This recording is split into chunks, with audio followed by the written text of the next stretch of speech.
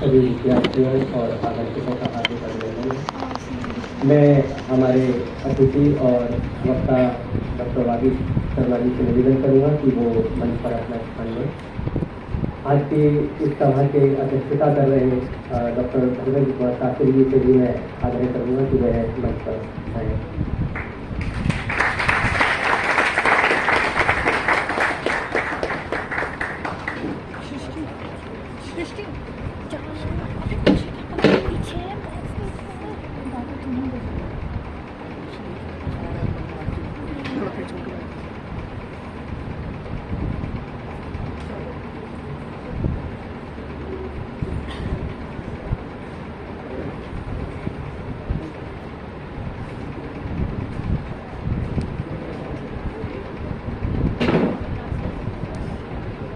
इससे पहले कि कार्यक्रम प्रारंभ हो, मैं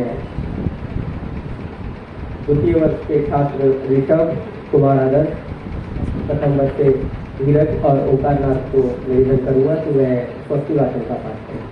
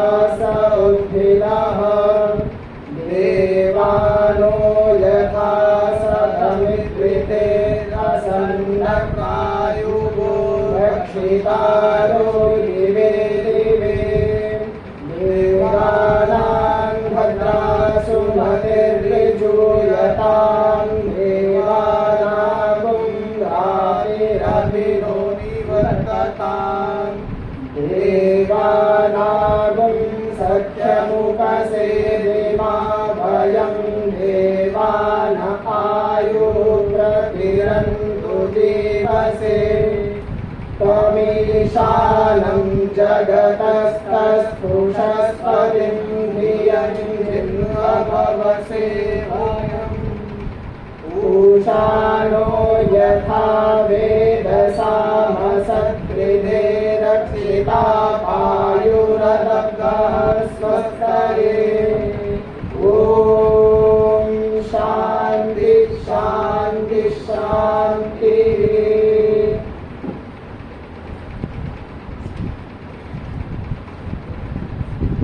सभी का बहुत बहुत धन्यवाद। इस क्रम में कार्यक्रम के प्रारंभ हेतु दीप प्रज्वलनाथ मैं अतिथि महोदय से निवेदन करूँगा, जल्दी से निवेदन करूँगा कि वह दीप प्रज्वलित कर कार्यक्रम का शुभारंभ करें।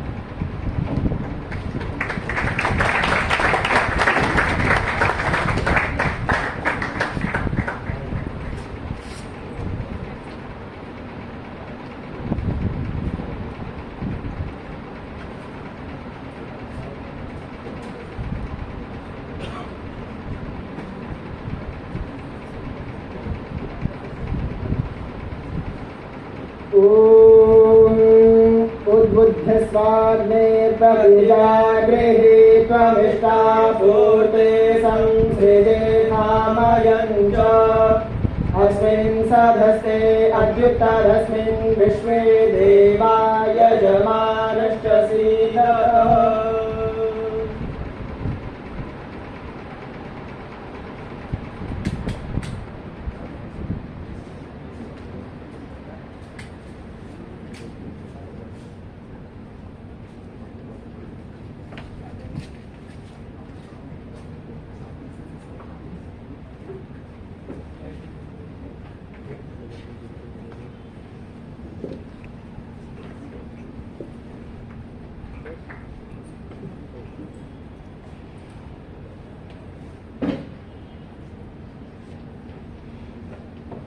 हमारे इस कार्यक्रम जो कि सर्वविदित है कि ऋषि दयानंद की 200वीं जयंती वर्ष चल रहा है, उसके उपलक्ष्य में आज जो विशिष्ट व्याख्यान रखा है, विषय महर्षि स्वामी दयानंद जी के विचारों की वर्तमान प्रासंगिकता। इस विषय पर आज हमारे मध्य उपस्थित हैं आचार्य पूज्य गुरुवर डॉक्टर वागी शर्मा जी। मैं आपके अभिनंदन के लिए प्रोफेसर रंजीत कुमार मिश्रा से निवेदन करूंगा कि वह पौधे के द्वारा सबका स्वागत करें। सर इधर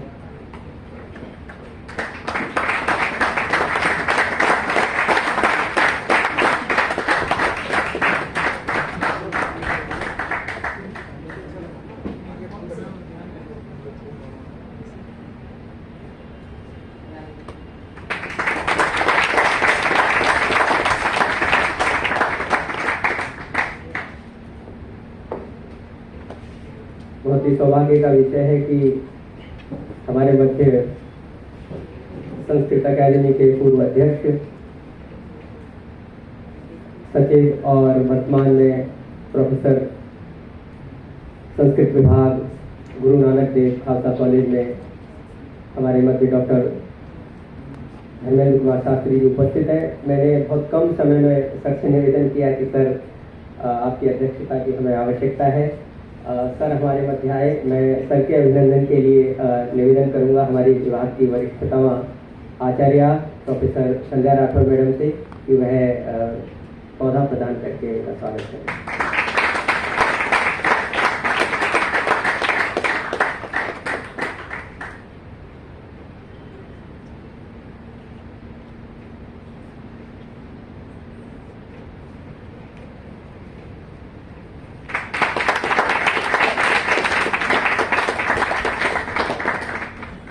हमारे इस कार्यक्रम में हमारे महाविद्यालय की प्राचार्य प्रोफेसर डॉक्टर रमा मैम की उपस्थिति भी होनी थी, उनका आशीर्वाद भी हमें मिलना था, लेकिन आज बहुत व्यस्त होने के कारण वह यहाँ उपस्थित नहीं हो पाई है। जैसे ही समय मिलेगा वह भी हमें आशीर्वचन प्रदान करेंगी। मैं कार्यक्रम को आगे बढ़ाते हुए आपके और वक्तव्य महोदय के बीच में व्यवधान न बनते हुए पूज्य आचार्य जी का संक्षेप में परिचय देना चाहूँगा कि पूज्य आचार्य जी ने पारंपरिक गुरुकुल से ऋषि परंपरा वाले गुरुकुलों से अध्ययन किया है और शास्त्रीय पारंगतता के साथ, जिसमें वेद व्याकरण और दर्शन में पारंपरिक रूप से वैदिक विद्वान है। इसके अलावा आचार्य जी का यहाँ से दिल्ली विश्वविद्यालय से अल्मा मैटर भी है, क्योंकि आचार्य जी की PhD यहीं से है, दिल्ली विश्वविद्यालय से है। और आचार्य जी के देश विदेश में आर्य जगत में जो वैदिक व्याख्यान होते हैं वो आप सब लोग YouTube के माध्यम से सुनते रहते होंगे। इसके अलावा आचार्य जी ने लगातार जो वेद में शोधपरक बातें हैं उनके लिए कई ग्रंथ भी लिखे हैं। आचार्य जी का विषय जो PhD का है वह भी दर्शन से संबद्ध विषय है। कुछ इस तरीके के उनके जो चिंतन है वो दार्शनिक चिंतन के साथ साथ आज के प्रसंग को मैं देखूं जो ऋषि दयानंद का विषय है और उनकी जो जयंती का वर्ष है उससे संबद्ध हमें आचार्य जी से अलावा कोई ऐसा व्यक्ति नहीं दिखा जो इस विषय पर ऋषि दयानंद के विचारों को हमारे विद्यार्थियों के समक्ष और हमारे हम अध्यापकों के समक्ष रख सकें। जैसा कि जो आचार्य जी से जब मेरी बात हुई तो मैंने कहा आचार्य जी ऋषि दयानंद जी की 200वीं जयंती के उपलक्ष्य में हम व्याख्यान का आयोजन करना चाहते हैं, क्या विषय उपयुक्त रहेगा। आचार्य जी ने कहा आप निर्धारित कर लो और मुझे बता दो। तो हम लोगों ने विचार किया काफ़ी, क्योंकि ऋषि दयानंद का जो कार्य क्षेत्र है वह बहुत विशद है। सामाजिक जो कुरीतियों का उन्मूलन है, उन उन्मूलन से लेकर के उनका जो शिक्षा को लेकर के जो ऋषि दयानंद का कार्य है और जो स्त्री शिक्षा को लेकर के ऋषि दयानंद का कार्य है और विशेष रूप से जो वैदिक धर्म की पुनर्स्थापना का कार्य है, उन सब क्षेत्रों में ऋषि दयानंद ने जो काम किया है उन सभी क्षेत्रों को पूज्य आचार्य जी ने अपने दर्शन में, अपने व्याख्यानों में और अपने विचारों में परिगणित करते हैं, उनको रखते हैं। तो ऐसे पूज्य आचार्य जी का हम आज हार्दिक और अभिनंदन करते हैं और आचार्य जी का हम अपने यहाँ महाविद्यालय में और इस सभागार में स्वागत करते हैं। मैं ऋषि दयानंद की इस विस्तृत विचार परंपरा पर विचार रखने के लिए पूज्य आचार्य जी को आमंत्रित करता हूँ कि पूज्य आचार्य जी आए और ऋषि दयानंद के विचारों की वर्तमान युग में क्या प्रासंगिकता है, हमारे विद्यार्थी उससे कैसे अपने को जोड़ पाए, इस विषय पर अपने विचार रखते हैं। वो देखता है पूज्य आचार्य जी।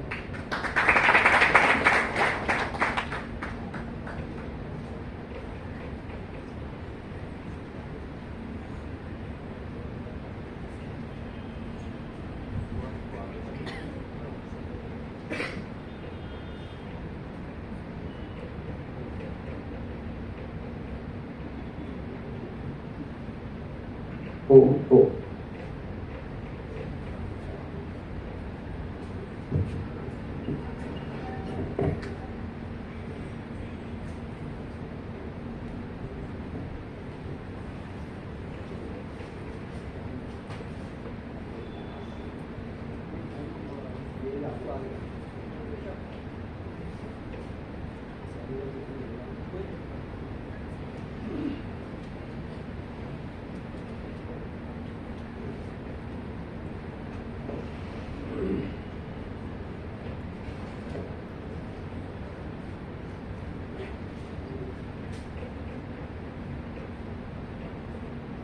हंसराज महाविद्यालय की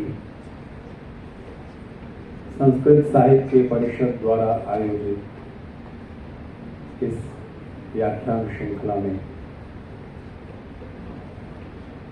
यहाँ पर उपस्थित इस आयोजन की अध्यक्षता कर रहे सम्माननीय डॉक्टर धर्मेंद्र शास्त्री जी,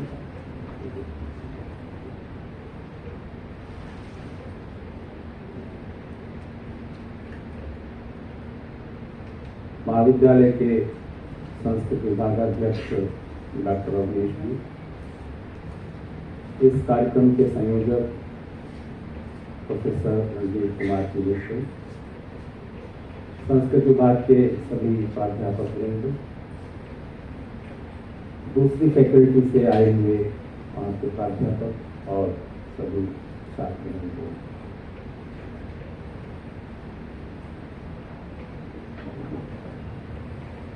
एक और विशिष्ट व्यक्ति यहाँ मौजूद हैं जिनका मैं उल्लेख करना जरूरी समझता हूँ, जिनके हमें यहाँ से 250 किलोमीटर दूर एक जगह है केटा, अलीगढ़ से आगे, वहाँ से चलकर मैं आया तो रात को वहाँ रुका। वैसे अवनीश जी का आग्रह था कि मैं उनके निवास पर आ जाऊँ, लेकिन श्री महेश भार्गव जी 30 वर्ष पहले इस विद्यालय में बीएससी के छात्र रहे हैं और उन्हें बहुत जरूरी काम था। उनकी पत्नी ने भी यहाँ से एमएससी किया है, वो यहाँ से बीएससी के बाद आईआईटी कानपुर चले गए, वहाँ से इंजीनियरिंग की और अभी इंजीनियरिंग की प्रवेश परीक्षा की कोचिंग के लिए आर्यन क्लासेस नाम से कोचिंग चलाते हैं। उनकी कोचिंग क्लास की कुछ विशेषताएं भी हैं। तो उनकी इच्छा थी कि अपने उस प्रांगण को जो 30 वर्ष पहले जहाँ पर वो विचरते थे, जहाँ से उन्होंने ग्रेजुएशन किया, उसमें वो फिर से जाएं और ऐसे अवसर पर जाना बहुत उपयुक्त होगा जहाँ पर इस तरह का आयोजन हो रहा है। 20 वर्ष पहले वो आए थे, उनकी जो पत्नी है उन्होंने एमएससी किया था, उनका सर्टिफिकेट लेने के लिए। उसके बाद आज उनका आना हुआ।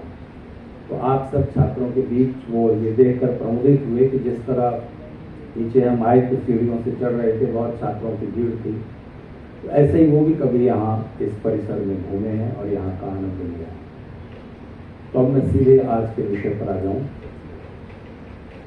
छात्रों से पूछना चाहूंगा कि आप 1 घंटे तक बोर होना चाहते हैं कि प्रसन्न होना चाहते हैं? लेकिन कोई भी गंभीर विषय प्रसन्नता तो अंत में देता है, यदि आप उसमें थोड़ी देर बोर होना स्वीकार कर लें। देखिए, इस पृथ्वी पर मनुष्य के अलावा कोई प्राणी कभी बोर नहीं होता, क्योंकि उन्होंने उनका जीवन का जितना दायरा है उसमें अपने को एडजस्ट कर लिया होता है। उससे आगे सोचने का उनके पास कोई तरीका नहीं।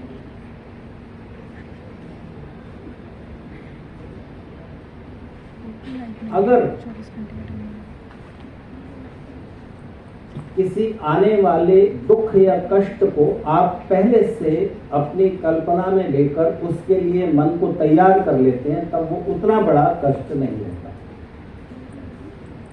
अगर आपने तय कर लिया कि मुझे ये लक्ष्य पाना है और इस लक्ष्य को पाने के रास्ते में जो भी कठिनाइयां आएंगी उनको मैं सहूंगा, आपने मन को प्रिपेयर कर लिया, फिर आने वाली कठिनाइयां उतनी कठिनाइयां नहीं रह जाएंगी।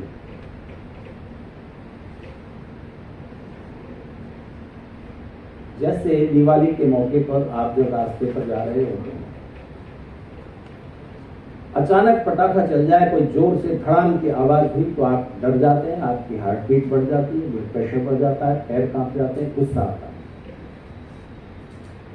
और जब आप खुद पटाखे में चिंगारी लगाकर दूर खड़े होते हो और आवाज का इंतजार करते हो, और जब आवाज होती है तब आप ना डरते हो, ना आप कांपते हो, ना आपको गुस्सा आता है, बल्कि उस आवाज को सुनकर आप एंजॉय करते हैं। ठीक बात है ना? आवाज तो वही, कारण क्या है? जो आवाज अचानक हुई आप उसके लिए तैयार नहीं थे, और जो आवाज अब हुई है उसके लिए आप पहले से तैयार हैं, तो इसलिए वो आवाज आपको डरा नहीं सकी और उसने आपको प्रसन्न किया। तो तैयार कर लीजिए मन को 1 घंटे के लिए। तैयार है? जब आप क्लास में जाते हैं तो वहां जो आप सब्जेक्ट पढ़ते हैं वो इससे ज्यादा बोर करने वाला होता है, जो बातें मैं अभी आपसे कहूंगा, क्योंकि वहां तो आप सब्जेक्ट पढ़ रहे हैं। और कुछ भी पढ़ना हो, जहां पर भी कंसंट्रेशन चाहिए वहां से मन बचेगा। तो दुनिया में जितने भी काम आप करोगे उनके 2 विभाग होंगे, 2 डिवीजन। एक तरह के काम वो होंगे जिनको करने में मन अपने आप लग जाएगा, दूसरी तरह के काम वो होंगे जिनको करने में मन अपने आप कभी नहीं लगेगा, बड़ी कोशिश से, विल पावर से लगाना पड़ेगा। ध्यान दीजिए, जिन कामों को करने में मन अपने आप लग जाएगा उन कामों को करके सिर्फ मनोरंजन, सिर्फ एंटरटेनमेंट मिलेगा।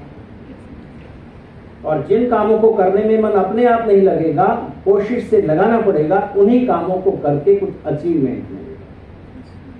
फैसला आपका है कि आप कौन से वाले कामों में लगना चाहते हैं, समय आप किस में खर्च करना चाहते हैं।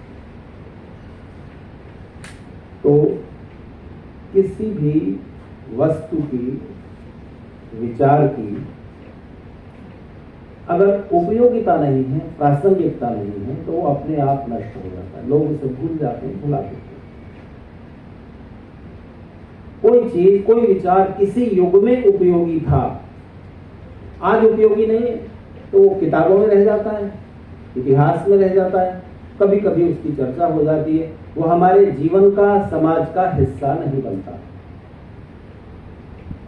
कुछ विचार ऐसे होते हैं जो बहुत उपयोगी हैं, उनकी रिलेवेंस, उनकी प्रासंगिकता कभी खत्म नहीं होगी, कभी खत्म नहीं होगी, लेकिन लोग अगर उन्हें जानेंगे नहीं, अपनाएंगे नहीं, तो भी वो किताबों में रह जाएंगे और वो हमारे और आपके लिए उपयोगी नहीं हो सकेंगे। इसलिए ब्रह्मा से लेकर जैमिनी पर्यंत ऋषि महर्षियों की श्रृंखला की जो आखिरी कड़ी है महर्षि दयानंद सरस्वती, उनके विचारों की प्रासंगिकता पर कुछ विचार चर्चा करने के लिए हंसराज महाविद्यालय की साहित्य परिषद ने, डॉक्टर अवधेश ने, प्रोफेसर रणजीत कुमार जी मिश्र ने और दूसरे आप सभी साथियों ने विचार किया, बहुत मंगलमय है।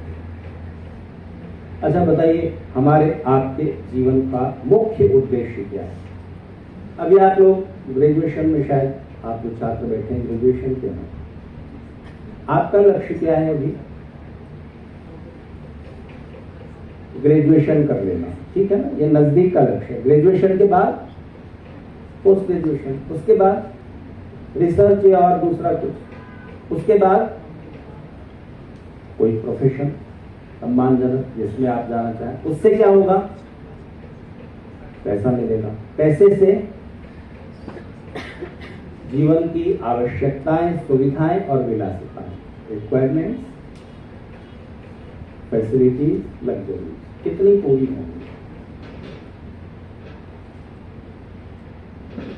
अगर मान लीजिए आपके पिताजी 2 करोड़ रुपए कमाकर बैंक में आपके नाम फिक्स डिपॉजिट कर दें तो उसके इंटरेस्ट से जीवन भर पैसा सुरक्षित रहेगा, लेकिन उसके बैंक ब्याज से ही आपकी आवश्यकताएं, सुविधाएं, विलासिताएं पूरी होती रहेंगी। अगर ऐसा है तो फिर पढ़ने की आवश्यकता क्या है बताइए? या इसको दूसरे ढंग से देखें, इतना पढ़ रहे हो, पढ़ने के बाद फिर काम करोगे, जीवन भर मेहनत करते रहोगे, उससे कुछ पैसे मिलेंगे, पैसे से जीवन की आवश्यकता पूरी होगी, भोजन, कपड़े, मकान, आने जाने के लिए कोई व्हीकल वगैरह, यही तो सुविधाएं ये प्राप्त होंगी। एक पशु को देखिए, भोजन उसके लिए उगा हुआ है प्रकृति से, कपड़े उसे पहनने में, आने जाने के लिए उसे न कार चाहिए, न स्कूटी, न बस, न ट्रेन, मजे में। अगर इंसान परेशान न करे तो सारे प्राणी मजे में।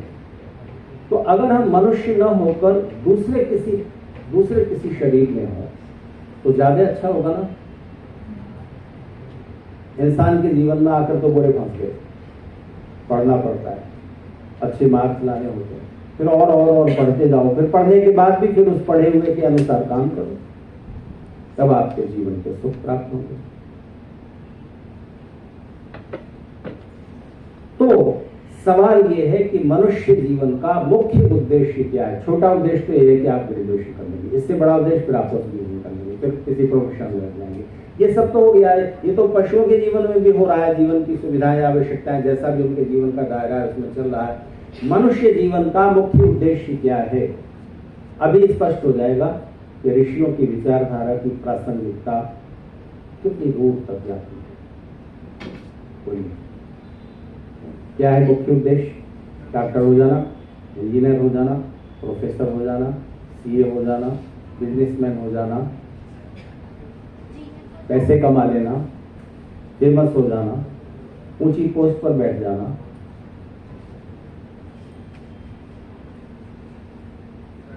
जी, मोक्ष की प्राप्ति मनुष्य जीवन का एक महत्वपूर्ण उद्देश्य है। ठीक, बहुत अच्छा, बहुत अच्छा, बहुत अच्छा। इसको थोड़ा सा सरल तरीके से कहते हैं। हाँ बोलो। जीवन को जानना ही मनुष्य के जीवन में महत्वपूर्ण। जीवन को जानने से क्या अभी तक लोग जानते आए? जीवन क्या है? हम जी तो रहे हैं, सांस ले रहे हैं, खा रहे हैं, कपड़े पहन रहे हैं, यही तो जीवन है। जीवन मतलब जीवित रहना। जीवन का मुख्य उद्देश्य क्या है ये जानना, ये भी जीवन को जानने में आ जाता है। तो वही मुख्य बात है। बहुत अच्छा उत्तर दिया आपने। इसको सरल ढंग से कहें तो जीवन का मुख्य उद्देश्य है सुख और आनंद पाना। मनुष्य के अलावा बाकी जितने पशु पक्षी हैं उन सबके जीवन में केवल सुख है, आनंद पाने का कोई मार्ग नहीं है। मनुष्य के जीवन में आनंद प्राप्ति के भी क्षेत्र खुले हुए हैं। इसलिए केवल सुखों तक सीमित न रहकर आनंद प्राप्ति के क्षेत्र में भी बढ़कर आना, ये मनुष्य के जीवन का उद्देश्य होना चाहिए। तो जितने ऋषि महर्षियों की श्रृंखला है ऋषि दयानंद तक, वो सब इस बात को प्रतिपादित करते हैं कि पहले जीवन का उद्देश्य आपके मन में स्पष्ट हो। जो छोटा उद्देश्य है उसको बड़ा उद्देश्य न बना लीजिए। बड़ी गलती ये होती है कि जब आप छोटे पर्पज को इतना महत्व देते हो कि बड़ा पर्पज आपकी आंखों से ओझल हो जाता है। जैसे मान लीजिए आप अपने कॉलेज से गुड़गांव तक जाएं, तो गुड़गांव किस लिए जा रहे हैं? जो आपका मुख्य उद्देश्य है कि आपको किसी दूसरे कॉलेज में कुछ जानकारी लेनी है, वो मुख्य काम है। छोटा काम है कि रास्ते में, गुड़गांव के रास्ते में कोई आपका दोस्त रहता है, उससे मिले हुए काफी समय हो गया तो उससे भी मिल लें। ये मुख्य उद्देश्य नहीं है, छोटा है। आप चले और रास्ते में इतना उलझ गए ट्रैफिक में कि अब दोस्त से मिलने का समय नहीं रहा, तो आप क्या करेंगे? मुख्य उद्देश्य छोड़ेंगे कि दोस्त से मिलना? छोटे उद्देश्य को छोड़ देना होता है। तो जीवन जीने का ढंग यह है कि छोटे उद्देश्य को बड़े उद्देश्य के साथ सुनियोजित करने की। छोटा उद्देश्य आपके बड़े उद्देश्य में रुकावट ना बनने पाए। सुख पाइए, आनंद प्राप्ति के रास्ते में रुकावट ना बने। सुख प्राप्ति के वो उपाय, उसका एक ही बड़ा कारण होता है, दूसरों को दुख पहुंचाकर जो सुख आप उठाएंगे उसका परिणाम अंततः दुख होगा। तात्कालिक रूप से लगेगा कि आपने सुख पा लिया, सुख नहीं मिलेगा, सुख का साधन मिलेगा। आप किसी को दुख पहुंचाकर धन छीन सकते हो और उसे तकलीफ पहुंचा सकते हो, लेकिन उससे आपका सुख हो जाए ऐसा नहीं होगा। तो ऋषि दयानंद एक प्रश्न उठाते हैं, जीवन में सुख प्राप्ति का कारण क्या है?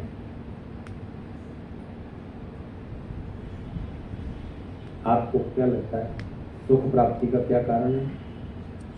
दो है, एक पुरुषार्थ और दूसरा दूसरों को सुख पहुंचाने की कोशिश। दुख प्राप्ति के क्या उपाय है, क्या कारण है?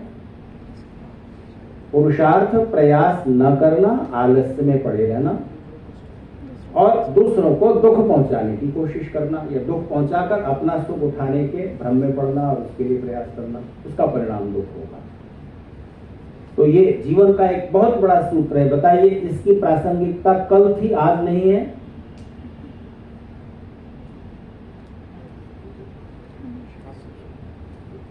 एक प्रश्न आपसे करता हूं और यहां पर सारे धरती के सारे दार्शनिकों के बीच अकेले अद्भुत दार्शनिक ऋषि दयानंद है जिनका उत्तर अनूठा है। बताइए इस संसार में और जीवन में, एक एक व्यक्ति के जीवन में और पूरी सृष्टि में, पूरे संसार में सुख ज्यादा है या दुख? सुखों की मात्रा अधिक है या दुख की? दोनों ही इक्वल है। देखने के नजरिए ऊपर डिपेंड। हाँ, आप क्या बोलते हैं? जैसा कि बताया जाता है कि संसार जो है दुखालय अशाश्वत, दुख का आलय, सुख तो एक मिथ्या है, तो सुख कैसे हो सकता है? लोगों को लगता है कि सुख है, लेकिन असलियत तो ये है कि वो दुखी है। जो भी दार्शनिक है, जो भी हमारे शास्त्र है, वो कहते हैं कि दुख का आलय अशाश्वत। ठीक।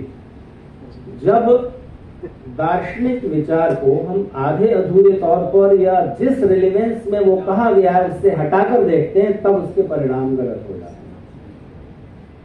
बुद्ध ने कहा है कि इस धरती पर जितने जलाशय हैं, समुद्र, नदियां, तालाब, धरती के अंदर का जल, उस सबको अगर एक एक बूंदों में बांट लो तो वो बूंदें गिनी जा सकेंगी, लेकिन मनुष्यों की आंखों से दुख की घटनाओं के बीच जो आंसू बहते हैं, उन आंसुओं की गिनती नहीं की जा सकती। धरती पर जितने वृक्ष हैं, सबको एक एक अंगुल मोटा, उन सब की डालियों को आप काट लें, हर सेकंड पर, हर क्षण एक एक वो टुकड़ा गिराते जाएं, गिराते जाएं, गिराते जाएं, उनकी गिनती हो सकेगी। पर मनुष्यों के जीवन में जितनी दुखद घटनाएं होती हैं, उनको नहीं गिना जा सकेगा। तो बुद्ध के 4 आर्य सत्य हैं, बताइए, आप बताइए, आप दर्शन के छात्र में जय ऋषि ने बताया, बुद्ध ने कौन से 4 आर्य सत्य कहे हैं?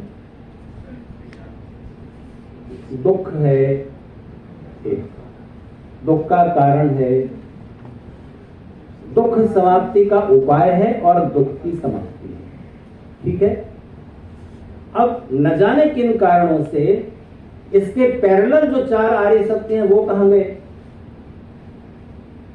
उनको बाद के दार्शनिकों ने हाईलाइट नहीं किया या उसको उछल कर दिया, जानबूझकर या किन कारणों से कह नहीं सकते। सुख है, साफ नहीं दिखता, जैसे दुख है, दुख का कारण है, इसी तरह सुख भी है और सुख का कारण भी है। सुख प्राप्ति का उपाय है और सुख की प्राप्ति है। विदेशी दार्शनिक, भारत की जितनी दार्शनिक धाराएं हैं, 6 वैदिक दार्शनिक धाराएं और 3 नास्तिक जो ईश्वर को नहीं मानते, जैन, बौद्ध, चारवाक, उन सब पर वो ये आरोप लगाते हैं कि भारतीय दार्शनिक दुखवादी दार्शनिक है, निराशावादी, पेसिमिस्ट है। उनको जीवन में अंधेरा ही अंधेरा दिखता है। वो निराशा फैलाते हैं मनुष्य के जीवन में। वो कहते हैं सारा जीवन और संसार दुखों से भरा हुआ है, दुखों से भरा हुआ है, दुख ही दुख है। हर एक दर्शन शास्त्र की शुरुआत दुख से शुरू होती है और वो दुख ही दुख संसार में और जीवन में भरा हुआ है, ऐसा मानते हैं। उनका ये आरोप पूरी तरह से गलत है। दुख से शुरुआत है हर दार्शनिक चिंतन की, हर दार्शनिक धारा की शुरुआत यहां से होती है कि संसार में, जीवन में दुख है, पर समाप्ति कहां होती है? हम जो चिंतन दे रहे हैं वो दुखों की आत्यंतिक समाप्ति तक पहुंचाएगा। आप इस जीवन पद्धति को, इस विचारधारा को अपनाकर दुखों पर पूरी विजय पा सकते हैं, दुखों को पूरा समाप्त कर सकते हैं। त्रिविध दुखों की आत्यंतिक समाप्ति उनका लक्ष्य है। तो ध्यान दीजिए, महर्षि दयानंद सरस्वती की एक घोषणा सुनिए। वो कहते हैं परमेश्वर के बनाए हुए इस संसार में, पूरी सृष्टि में अगर आप कैलकुलेट करें तो सुखों की मात्रा अधिक है, दुखों की कम है।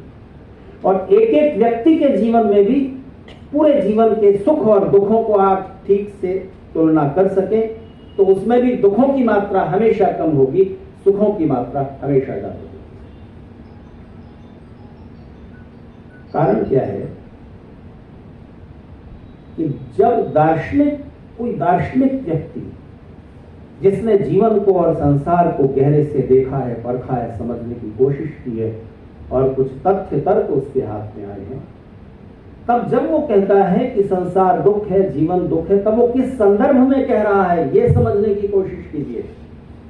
वो उसी संदर्भ में कह रहा है कि जिन लोगों ने संसार में केवल सुख पाने का ही प्रयास किया, जो बड़े उद्देश्य को छोड़ बैठे, अगर वो उस बड़े उद्देश्य से थोड़ा भी परिचय पा सके तो जीवन के छोटे सुख दुख की तरह होंगे।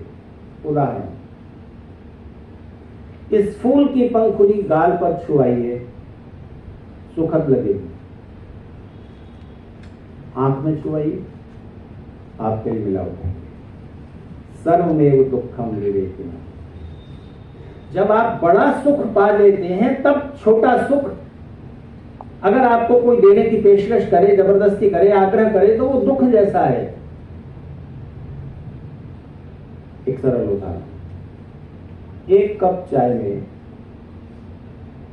2 चम्मच चीनी पड़ी हुई है, बताइए वो चाय मीठी है कि फीकी? पीने वाले ऊपर डिपेंड करता है। नहीं, पीने वाले पर डिपेंड नहीं करता, ये डिपेंड परिस्थितियों पर करता है। अगर आप नमकीन खाकर पियोगे तो मीठी लगेगी, रसगुल्ला खाकर पियोगे तुरंत तो फीकी लगेगी। कारण, ज्यादा मिठास जब आपकी जीभ पर है, आपने ज्यादा मिठास को चख लिया है, तब वो कम मिठास आपको फीकी लगती है। इसी तरह से जिन्होंने बड़े आनंद से परिचय पा लिया, उनके लिए फिर संसार के सुख फीके जैसे हो जाते हैं, मिथ्या हो जाते हैं। इसका मतलब ये नहीं कि अस्तित्व रहित है। जब शंकराचार्य ने कहा ब्रह्म सत्यम जगन मिथ्या, तो इसका मतलब ये नहीं है कि संसार एग्जिस्ट नहीं करता। इसका अर्थ है कि जब आप नदी में पार जा रहे हो किसी नाव में बैठ करके, तो नाव आपके लिए तब तक सत्य है जब तक किनारा नहीं आ जाता। जब आप किनारे पर पहुंच गए, अब आपके लिए नाव यूजलेस हो गई, अब वो व्यर्थ है, अब आपके लिए मिथ्या है। पर दूसरा भी कोई इस किनारे से उस किनारे जाएगा, उस किनारे से इस किनारे जाएगा। तो जो मुक्त हो गए या उस मार्ग पर चल पड़े या परम आनंद का थोड़ा सा अनुभव जिन्होंने कर लिया, उनके लिए संसार के सुख मिथ्या व्यर्थ फीके हो जाते हैं। उनके लिए वो दुख है। पर इसका अर्थ ये नहीं समझना चाहिए कि संसार में दुख ही दुख है। तो चाहे बुद्ध हो, चाहे शंकराचार्य हो, उनके दार्शनिक तत्वों को एक तो उस किस संदर्भ में कहा है, किस स्तर पर कहा है, उसको समझने की जरूरत है।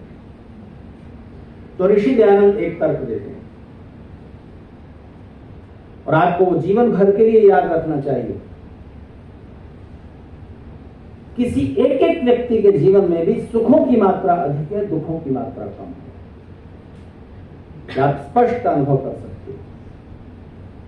आप ढूंढ कर ले आइए आपकी जानकारी में जो बेहद दुखी इंसान हो, उसको पकड़ कर लाइए। कल्पना कीजिए कोढ़ी है, कोढ़ी समझते हैं ना आप, लेप्रेसी की बीमारी जिसको हो जाती है, हाथ पैर गलने लगते हैं, तो चल नहीं पाता, पैर फूंक जैसे हो गए, घिसट कर चलता है, हाथ की उंगलियां ऐसी हो गई, आंखों की जगह गड्ढे से हो गए, भीख मांग कर गुजारा करता है। खाना खाने लगता है कि रोटी के टुकड़े किसी तरह से करके मुंह तक ले जाना चाहता है, तो रास्ते में कई बार रास गिर पड़ता है, मच्छर काट जाए, खुजा नहीं सकता, एक मांग कर गुजारा कर रहा है, घिसट कर चल रहा है। आप अपनी जिंदगी का 1 मिनट ऐसे इंसान से एक्सचेंज करना चाहोगे? 1 मिनट के लिए, सिर्फ 1 मिनट के लिए ऐसी परिस्थिति में आप जीना पसंद करेंगे? नहीं ना। ऋषि दयानंद कहते हैं ऐसे दुखी से दुखी इंसान के सामने एक प्रस्ताव रखो कि तुम बहुत दुखी हो, जीवन तुम पर बोझ हो उठाए, चलो तुम्हें समुद्र में, दरिया में, नदी में, कुएं में फेंक देते हैं, अभी जीवन खत्म हो जाएगा, सारे दुखों की समाप्ति हो जाएगी। तैयार है मरने के लिए? नहीं ना। क्यों? क्योंकि इतने गले हुए शरीर के साथ भी उसकी इंद्रियां काम कर रही हैं, जीभ से स्वाद ले रहा है, आंख से देख रहा है, नाक से सूंघ रहा है, चल फिर रहा है। संस्कृत के एक बहुत बड़े विद्वान थे, गुरुकुल महाविद्यालय ज्वालापुर के कुलपति थे, 12 विषयों में एमए थे। उनके लिखे हुए ग्रंथ देखिए, आशु कवि थे और किसी भी विषय पर तत्काल जिस छंद में कहो उसमें काव्य रच दें। उनका पढ़ाने का ढंग ऐसा कि विद्यार्थी याद करें कि बस पढ़ लिया एक बार, फिर और कुछ आपको शास्त्र ग्रंथ पलटने की जरूरत नहीं होती। शरीर में पोर युवावस्था में, लेकिन उन्होंने उस अभाव को विद्या से, ज्ञान के आनंद से भर दिया। और फिर कोई व्यक्ति उनके कोढ़ी होने से, उनको बुलाने से परहेज करे या बड़ी बड़ी सभा में वो अध्यक्षता करते थे, तो संसार में, पूरे संसार में तो सुख इतने हैं कि आप थक जाएंगे, जीवन छोटा पड़ जाएगा, आप सारे सुख पा नहीं सकते। आपके पास सुख पाने के कितने इंस्ट्रूमेंट हैं, कितने टूल्स हैं बताइए? ईश्वर की ओर से इस संसार में सुख पाने के लिए आपके पास 12 उपकरण, 12, 5 ज्ञानेंद्रियां, 5 कर्मेंद्रियां और 2 बुद्धि और मन। चित्त अहंकार की थोड़ी देर के लिए कर दो। 12 हैं। इन 12 से आप कितनी तरह के सुख पाते हो? रोज एक नई डिश खाओ, रोज एक नया व्यंजन बना के खाओ। कितने टीवी चैनल हैं जो नया नया कैसे बनाया जाए रेसिपी वो ही सिखाते रहते हैं। YouTube भरा पड़ा है नई नई रेसिपी, रोज एक नई रेसिपी बनाकर खाओ, जिंदगी छोटी पड़ जाएगी, वो खाने पीने की चीजें कम नहीं आएंगी। एक इंद्रिय का स्वाद सुख इतना बड़ा है। रोज एक नया परफ्यूम, नई खुशबू लगाओ, जीवन छोटा हो जाए। रोज नया संगीत सुनो, कभी समाप्त नहीं होंगे संगीत रचना। नए नए वस्त्र पहनो, नया नया, कितना कुछ है। जीवन छोटा है, सुख ज्यादा है। सुख पाने के उपकरण 12 के 12 आपके पास है कि नहीं? लाखों में कोई एक होता है जिससे किसी कारण से कर्मफल के लोग, परमेश्वर उसका एक उपकरण, एक इंद्रिय छीन लेते हैं, लेते नहीं है। पर क्या सुख कम हो गए? दूसरी इंद्रियों की शक्ति से भरपाई हो जाती है। ऋषि दयानंद के गुरु का नाम पता है आपको? स्वामी विवेकानंद। लेते हैं, चेचक से आंखें चली गई। पुराने समय में एक बीमारी आई थी देश में, लाखों लोगों की आंखें छिन गई, लाखों का जीवन चला गया, चेहरा विकृत हो गया। तो गुरु विरजानंद का सुख कम हुआ, देखने का आनंद बढ़ गया, ज्ञान का। लाखों में कोई एक होता है, एक इंद्रिय छिन जाती है। करोड़ों में कोई एक होता है जिसकी 2 इंद्रियां नहीं है, बहरा भी है, गूंगा भी है।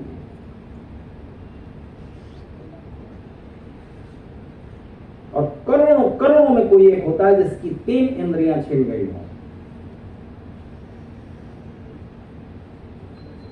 गूंगा भी है, बहरा भी है, अंधा भी है। आपने कोई देखा है ऐसा अपने आसपास? आपके मित्रों में, परिचितों में कोई है 3 इंद्रिय छीना हुआ? नहीं मिलेगा, बहुत मुश्किल से। करोड़ों करोड़ों कोई होता है। एक व्यक्ति को मैं जानता हूं, वो एक महिला है और विश्व प्रसिद्ध है, 26 किताबें लिखी हैं। नाम बताइए। Helen Keller. तो 3 से ज्यादा उपकरण कभी नहीं छिनेंगे किसी के भी। तो इतने उपकरण तो साबुत है ना। और सुख अपार फैला हुआ है, सुख ही इतना है। और अगर आनंद के क्षेत्र में आप प्रवेश कर गए तब तो बात ही अनूठी हो जाएगी, जीवन सार्थक हो जाएगा, सुख फीके लगने लगेंगे। तो आनंद का सबसे बड़ा क्षेत्र है ईश्वर की उपासना। उससे नीचे 4 है और उनमें से एक क्षेत्र है जिसमें आप इस समय विचर रहे हो।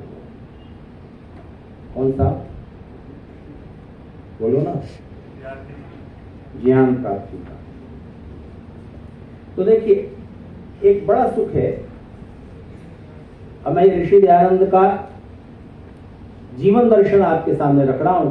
जीवन किस तरह जिया जाए।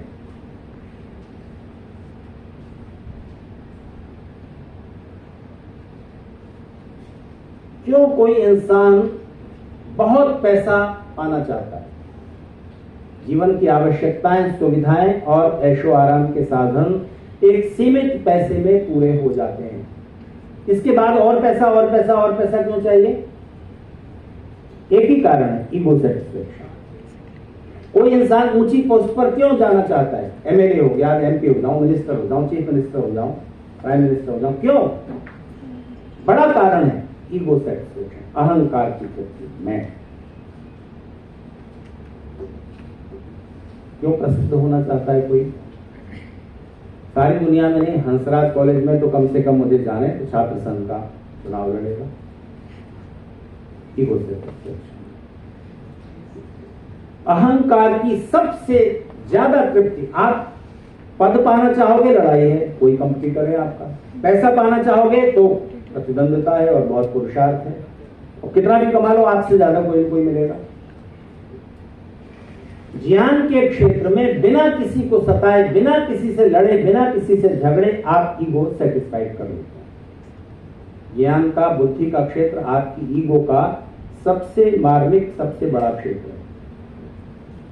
अगर आपका दोस्त आपसे कहे कि मेरे भाई तुम्हारा चेहरा देख के लग रहा है कि तुम कुछ बीमार लग रहे हो, शरीर में कुछ गड़बड़ है, कमजोर दिख रहे हो, 6 महीने पहले मैं तुमसे मिला था तो डॉक्टर से कंसल्ट करो। और अगर आपने उसकी सलाह मान के डॉक्टर से सलाह ले ली और आपको कुछ बीमारी निकली तो आप उसका धन्यवाद करोगे कि नहीं? और अगर किसी दोस्त ने आपसे कहा कि यार तेरा बिहेवियर देख के ऐसा लगता है कि तेरे दिमाग में कुछ गड़बड़ है, साइकियाट्रिस्ट से मिल, तो आप उसके बाद उससे बात नहीं करेंगे।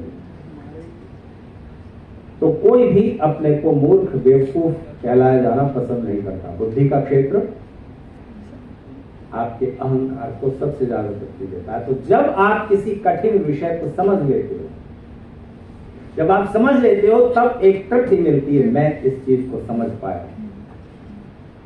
और उसके बाद दूसरा डबल तृप्ति होती है जब आप उस कठिन चीज को समझने की कोशिश में एक आनंद मिलता है, समझने के बाद आपकी ईगो सेटिस्फाइड होती है। और जब आप किसी को समझा पाते हो तब आपका आनंद दुगना हो जाता है, आपके अहंकार की तृप्ति डबल हो जाती है। इसलिए यहां पर बैठे हुए सभी प्राध्यापक महानुभावों को मैं बधाई देता हूं। आप दुनिया के सबसे अच्छे प्रोफेशन में हैं, सबसे अच्छा व्यवसाय आपने चुना है। तो अपने छात्रों को ज्ञान प्राप्ति के लिए लग जगह। तो आपके चेहरे बता रहे हैं कि अब आप इतनी सरल बातों में भी बोर हो रहे हैं, तो थोड़ी सी कठिन बात करता हूं। ये ऋषि दयानंद का वो सरल बातें जो कि हर एक व्यक्ति को जीवन में अपना ले तो उसके सुख ज्यादा हो जाएंगे, दुख कम हो जाएंगे और आप सुख से आनंद की यात्रा कर सकेंगे।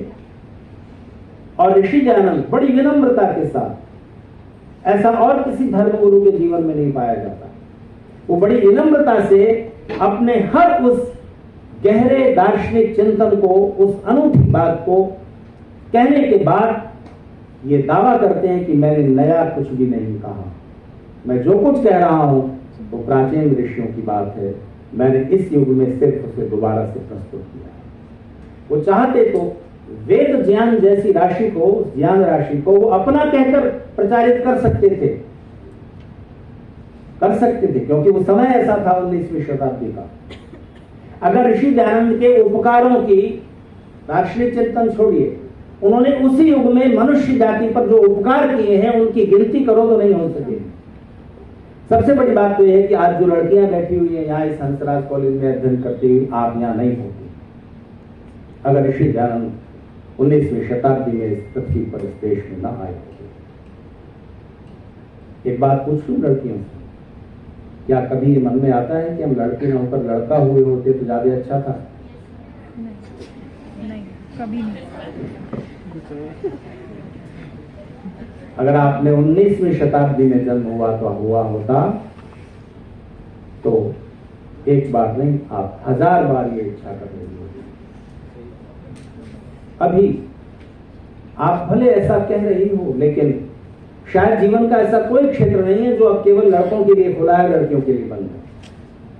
आप ज्ञान के क्षेत्र में और जिस भी क्षेत्र में जाना चाहें, कर्म के क्षेत्र में आप कितने भी ऊंचाई तक जा सकती हैं, कोई भी उड़ान भर सकती हैं, सारे अवसर खुले हुए हैं।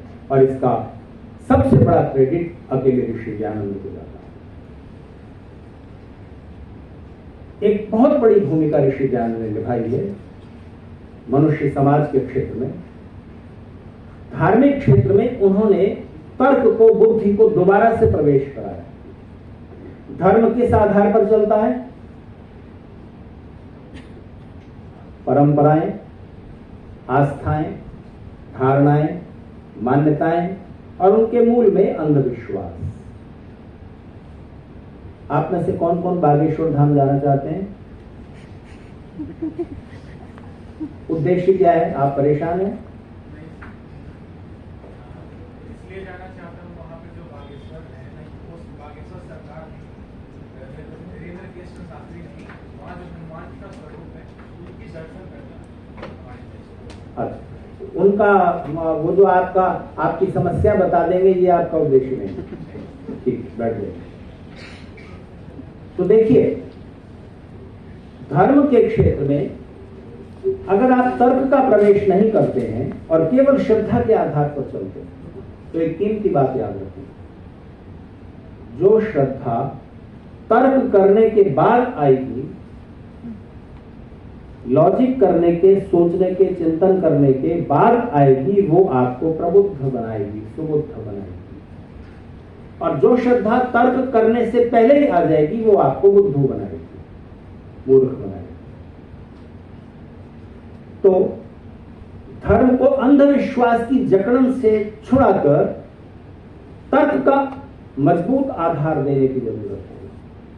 जब आप तार्किक परीक्षा करते हैं किसी परंपरा की, किसी विश्वास की, तब वो आपके लिए कल्याणकारी होता है, क्योंकि सत्य और असत्य के निर्णय का सबसे प्रमुख साधन तर्क है।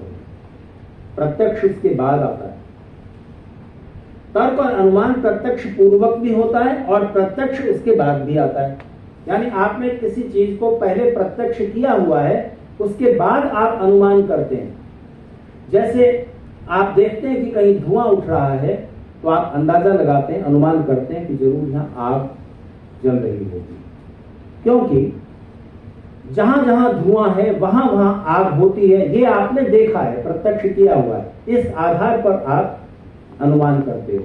लेकिन अनुमान कर लेते हो कि आग है, फिर आपको आग की जरूरत है, तब आप आग जहां धुआं दिख रहा है वहां तलाश करते करते वहां पहुंचते हो। जब अग्नि का प्रत्यक्ष कर लिया उसके बाद तर्क अनुमान समाप्त हो जाता है। बुद्धि का उपयोग वहां तक है जब तक आप प्रत्यक्ष नहीं कर लेते। तो जब आप सत्य और असत्य का निर्णय करें तब उसमें शब्द प्रमाण पर सबसे पहला भरोसा करें, आखिरी नहीं। बुद्ध ने कहा है, शंकराचार्य ने कहा है, कुरान शरीफ में कहा गया है, बाइबल में कहा गया है, ग्रंथ साहब में कहा है, वेद में कहा है, गीता में कहा है। ये सब शब्द प्रमाण हैं। ये जीवन में कितने उपयोगी हैं और कितने सत्य हैं, क्योंकि कोई भी धर्म ग्रंथ ऐसा नहीं है जिसमें एडल्ट्रेशन ना हुआ हो, वेद को छोड़कर मिलावट ना हुई हो। तो कितना उसमें बाद के लोगों ने अपनी मनमर्जी से, अपनी कल्पना से ऐड किया है, कितना ओरिजिनल है, यह जानने के लिए भी आपको तर्क का आश्रय लेना होगा। तो शब्द प्रमाण पहली दृष्टि में प्रामाणिक होता है, उसके बाद आपको बुद्धि का प्रयोग, बुद्धि की कसौटी पर उसे परखना ही चाहिए। उदाहरण से समझिए, आप मान लीजिए किसी दूसरे शहर में गए, आगरा गए मान लीजिए, आप वहां के भूगोल से अपरिचित हैं और आपको रेलवे स्टेशन जाना है, तो आप किसी अपने से ज्यादा जानने वाले से पूछेंगे ना कि रेलवे स्टेशन किधर है। ये शब्द प्रमाण हुआ। क्या उसने बता दिया कि यहां से आगे जाकर राइट मोड़ जाना? इस बात पर विश्वास करना चाहिए कि नहीं करना चाहिए? बोलिए। करना पड़ेगा, क्योंकि आप तो बिल्कुल अपरिचित हैं। लेकिन क्या अंधविश्वास करना चाहिए? क्या पता वो भी ना जानता हो, या उसने शरारतन आपको गलत रास्ता बता दिया हो? क्या कह सकते हैं? तो क्या तरीका है फिर? किसी और से ही पूछ लो। उसने कुछ बता दिया, उसने अगर वही बताया है तो आप कुछ हद तक और विश्वस्त हो जाते हैं। उसके बाद तीसरे ने भी बताया तो ठीक। तो अगर 5 लोगों ने वही मार्ग बताया है, या 5 में से 4 ने बताया, 3 ने बताया, तो ठीक है। तो संसार में धार्मिक संप्रदायों के कारण मनुष्यता ने इतने युद्ध लड़े हैं, इतना एक दूसरे का खून बहाया है, जितना राष्ट्र की सीमाओं के झगड़ों के कारण है। धार्मिक कारणों से जितनी लड़ाइयां मनुष्य ने लड़ी और एक दूसरे का खून बहाया है, वो ज्यादा है। पिछले 2000 साल में एक दिन भी ऐसा नहीं गया है जिस दिन धरती पर कहीं न कहीं लड़ाई ना हुई हो, और उनमें से ज्यादातर युद्ध का कारण धार्मिक विचारधाराओं का टकराव है। कैसे ये समाप्त हो सकता है? तो ऋषि दयानंद के एक छोटे विचार की प्रासंगिकता आपको बताता हूं। अपने समय में ऋषि दयानंद ने जीवन में 2 बार इस बात का प्रयास किया कि सारे धार्मिक संप्रदायों के गुरु, बड़े बड़े गुरु, एक मंच पर इकट्ठे हों और विचार विमर्श के लिए तैयार हों। सत्य को जानने के लिए तर्क जब आप करने लगे, लॉजिक करने लगे, तो उसकी पहली शर्त होती है कि आप प्रेजुडिस न हो, पूर्वाग्रह छोड़ दीजिए। पहले से जो आप मान रहे हैं वो मानकर चलिए, लेकिन ठान कर मत चलिए कि यही सच है और यही सच है और हम सारी दुनिया को ये सच मनवा कर मानेंगे। जब ये जिद होगी तो धरती से धर्म के नाम पर युद्ध, अशांति कभी समाप्त नहीं हो सकती। अपने पूर्वाग्रहों को छोड़कर विचार करना शुरू कीजिए। और ऋषि दयानंद का कहना है कि दुनिया के जितने धर्म ग्रंथ हैं, जितने धार्मिक संप्रदाय हैं, उनकी जो मान्यताएं हैं, उनमें 60% बातें एक जैसी हैं। कौन सा धर्म ग्रंथ कहता है कि झूठ बोलो, चोरी करो, दूसरों को दुख दो? कोई नहीं कहता ना। 60% बातें एक जैसी। और ऋषि दयानंद का एक शब्द है दार्शनिक जगत में, शायद उस शब्द के प्रणेता ऋषि दयानंद है, सर्वतंत्र सिद्धांत। ऐसे सिद्धांत जिन पर सब सहमत हैं, वो 60% हैं। तो ऋषि दयानंद का आमंत्रण है पूरी मनुष्य जाति को, सारे धर्म गुरुओं को, कि आप उन 60% बातों को धार्मिक विचारधारा या जीवन दर्शन के आधार पर पूरी मनुष्यता को मानने के लिए स्वतंत्र कर दो कि ये बातें हम सब मानते हैं, ये बातें आप स्वीकार करें, जीवन में अपनाइए। 40% बातें जिन पर आप में मतभेद है, उन पर आप बैठकर बिना पूर्वाग्रह के विचार कीजिए, विचार विमर्श कीजिए।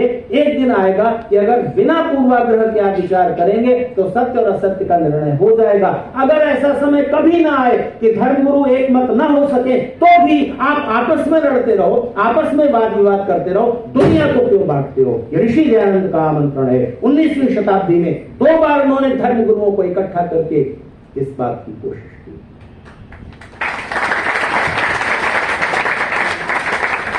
मैं आपकी तालियों के बीच ये कहना चाहता हूं कि इसके अलावा कोई उपाय नहीं है आज के मनुष्य के सामने, वरना पूरी मनुष्य जाति का विनाश बहुत नजदीक है, बहुत नजदीक। सैमुअल हंटिंगटन, अमेरिकन स्कॉलर, कभी आप पढ़ना चाहें तो पढ़िएगा उसकी किताब द क्लैश ऑफ सिविलाइजेशन, सभ्यताओं का संघर्ष।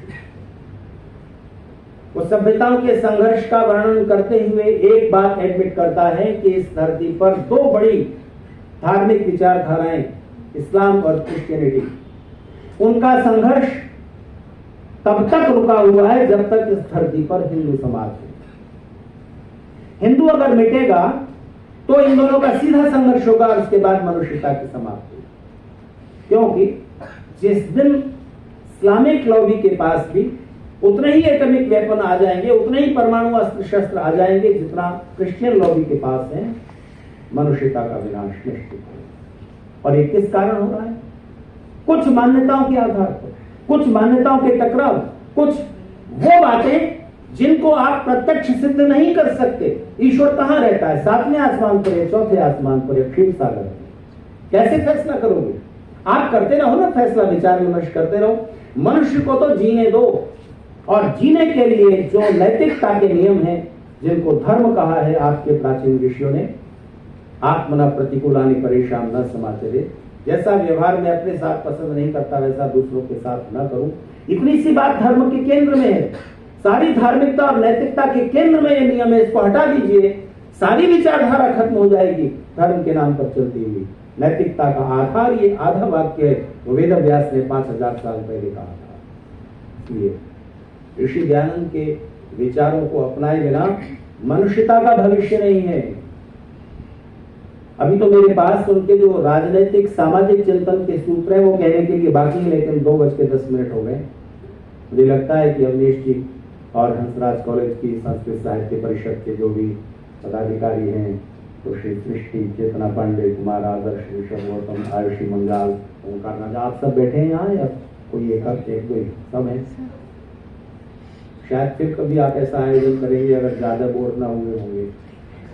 तो अभी मैं अपनी बात को विराम देता हूँ। बातें मेरे पास रह गई, लेकिन जितना आपने सुना तो आपके काम का है। अब जो सामाजिक चिंतन है, जो धार्मिक संप्रदायों को किस तरह से मिलना चाहिए, विचार करना चाहिए, वो तो अभी की बात केवल विचार की है, पर आप उससे सहमत हुए कि हाँ ये होना चाहिए। लेकिन धर्मगुरु इस बात के लिए राजी नहीं होंगे क्योंकि उनके अपने निहित स्वार्थ हैं। लेकिन जो उनके जीवन दर्शन की आपके काम आने वाली बातें हैं, फिर याद दिला दूं, संसार में सुख ज्यादा है, दुख सुख ज्यादा है। मिलेगा कैसे? पुरुषार्थ से। तो जितना बड़ा सुख उतना बड़ा एफर्ट करना होता है। जिस इंसान ने, देखो दुख और कष्ट में एक अंतर है, ये बात भी ऋषि दयानंद की अद्भुत बात आपको बताता हूं। बताओ दुख और कष्ट में क्या अंतर है? बताओ, पढ़ाई करना कष्ट है कि दुख है?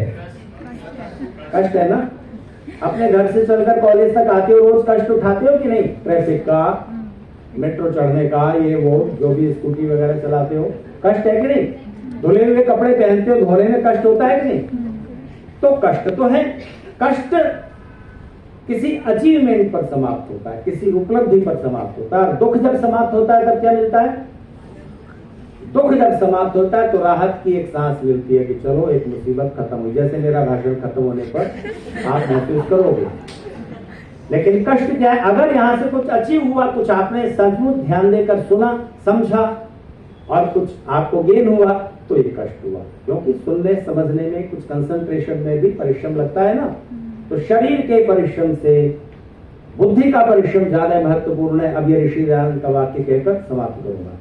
शरीर के परिश्रम से बुद्धि का परिश्रम ज्यादा महत्वपूर्ण है, ज्यादा मूल्यवान है। बुद्धि के परिश्रम से मन का परिश्रम, बुद्धि और मन को जोड़कर किया गया परिश्रम ज्यादा मूल्यवान और महत्वपूर्ण है। बुद्धि, मन और आत्मा को जोड़कर किया गया परिश्रम सबसे ज्यादा महत्वपूर्ण और मूल्यवान है। शरीर का परिश्रम किए बिना शरीर का सुख नहीं मिलता, बुद्धि का परिश्रम किए बिना बुद्धि का सुख नहीं मिलता, मन का पुरुषार्थ किए बिना मन का रस नहीं मिलता, आत्मा का पुरुषार्थ किए बिना आत्मा का आनंद नहीं मिलता।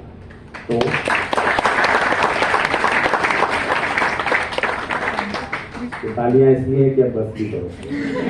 तो अब मैं अपनी बात रोकता हूँ। आप सबने मेरी बातों को ध्यान से, बेध्यान से, जिस तरह भी सुना, शांति से, मैं इसके लिए आपका आभारी हूँ। और संस्कृत साहित्य परिषद और हंसराज महाविद्यालय के संस्कृत विभाग के सभी सब प्राध्यापक सबका आभार प्रकट करते हुए अपनी बात के लिए रखता हूँ।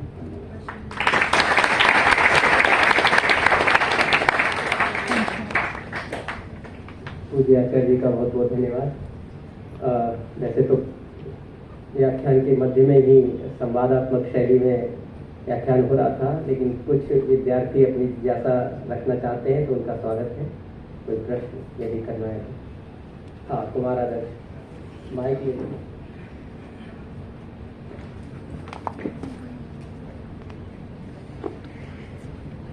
नमस्ते आचार्य। नीचे है। नमस्ते आचार्य, मैं कुमार आदर्श। मेरा आपसे ये प्रश्न है महोदय कि मूर्ति पूजा जिसपे भारत में बहुत चिंतन और मनन किया जाता है, हमें ऐसा सुनने में मिलता है कि वेदों में कहीं मूर्ति पूजा का वर्णन नहीं है और महर्षि दयानंद भी मूर्ति पूजा के विरोध में, हमें जितना अध्ययन किया है पता चला वो विरोध में रहे हैं। तो हमें इस पर स्पष्टता चाहिए आपसे कि वो मूर्ति की पूजा के बारे में क्या सोचते थे। कोई कहता है कि हम इतने बड़े, वो कहते हैं सच्चित आनंद हैं, हम उनको प्रतिमा में बांध नहीं सकते हैं। एक पक्ष कहता है कि नहीं, अगर तुम्हें किसी को जानना है, समझना है तो उससे एक प्रतिमा लाओ और उस पर कंसंट्रेट करो। तो मूर्ति कंसंट्रेशन के लिए है। तो दयानंद जी इस पर क्या सोचते हैं? और इससे मैं संबंध ये कर दूं कि हमारे महाविद्यालय के परिसर में दयानंद जी की प्रतिमा अनावरित की गई है और महात्मा हंसराज की भी प्रतिमा अनावरण उनका हुआ है। तो क्या ये है कि जो मूर्ति पूजा के विरोध में है उसकी ही प्रतिमा का निर्माण करना, ये कहाँ तक उचित है? और इस पर दयानंद जी क्या सोचते हैं, उससे जानना चाहता हूँ। धन्यवाद। देखिए, प्रश्न आपका ऐसा है जिसके उत्तर में पूरा एक व्याख्यान चाहिए।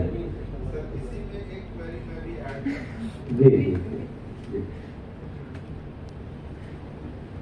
जैसे स्वामी जी के बारे में जितना हम लोग पढ़ते हैं तो उसमें ये तो क्लैरिटी मिलती है कि मूर्ति पूजा के बिल्कुल विरोध में है और उसमें कोई क्लैरिटी में अभाव नहीं दिखता।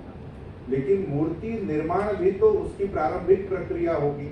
जैसे एक उदाहरण मैं देता हूँ कि कई लोग हमारे यहाँ भी आते हैं और वो स्वामी जी की जो मूर्ति बनी हुई है उस पर पुष्प डालते हैं, तो क्या वो मूर्ति पूजा नहीं है? और अगर ऐसा है तो क्या उनके विचारों से ये भेद नहीं है? तो मुझे लगता है कि एक तो बात है कि अगर कला और स्थापत्य को लेकर बात हो तो उसका स्वामी जी ने विरोध नहीं किया होगा, लेकिन अगर मूर्ति निर्माण हो रहा है तो क्या वो प्रारंभिक भाग नहीं है मूर्ति पूजा की शुरुआत की? क्योंकि मूर्ति बनते ही लोगों को मैंने देखा उस पर पुष्पांजलि करना शुरू हो जाता है। तो मुझे तो लगता है वो भी पूजा है, और अगर वह मूर्ति पूजा है तो फिर तो स्वामी जी के विचारों से वहाँ भेद उत्पन्न हो जाता है। जी देखिए, किसी व्यक्ति ने शरीर धारण किया और उसके शरीर की ऐसी आकृति थी, उसके जीवित रहते उसका चित्र या पत्थर पर या किसी भी उस पर प्रतिमा बनाना, वो एक ही बात है, चित्र हो या मूर्ति हो, उसका प्रतिरूप, उसको बनाने में कोई हर्ज नहीं है। अभी आप सब मोबाइल से चाहे जब सेल्फी लेते रहते हैं दूसरों की अपनी, लेकिन क्या आप अपने किसी भी प्रिय व्यक्ति की तस्वीर पर लड्डू, पूरी, खीर वगैरह चढ़ाना चाहेंगे? ये उस व्यक्ति की पूजा है जिसको आप आदर देते हैं। मान लीजिए वो पृथ्वी पर नहीं है, शरीर में नहीं है, लेकिन उनका शरीर कैसा था, चेहरा कैसा था, उस चित्र को आप बना करके दीवार पर लगा देते हैं, तो वहां पर आप उनके चित्र को रोज देखते हैं और स्मरण करते हैं कि मेरे पिता ऐसे थे। मुझे कोई ऐसा काम नहीं करना चाहिए जो उनके यश को कलंकित करे, जिससे उनका सम्मान कम हो। पर आप अपने जीवन को उनके आदर्शों के अनुरूप चलाते हैं। ये हुई उस मूर्ति की वास्तविक पूजा। पूजा का अर्थ होता है सत्कार, यानी इस किसी का सम्यक उपयोग। तो अगर आप उस पर लड्डू चढ़ाएं, खीर चढ़ाएं और कुछ करते रहें और समझें कि इससे हमारे पिताजी प्रसन्न होंगे, तो ये मूर्खता है। इसके पीछे कोई लॉजिक नहीं है।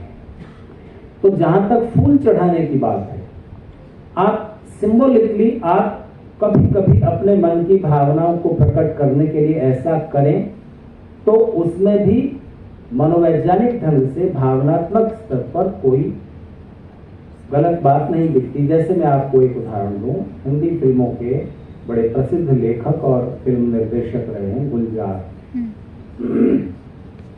गुलजार ने नेहरू जी पर और इंदिरा गांधी पर एक डॉक्यूमेंट्री फिल्म बनानी चाहिए। इसके लिए उन्होंने अनुमति दी। इंदिरा गांधी तब प्रधानमंत्री थी, तो वो प्रधानमंत्री निवास में गए, यहाँ वहां की तस्वीरें ली और उसके बाद इंदिरा जी से कहा कि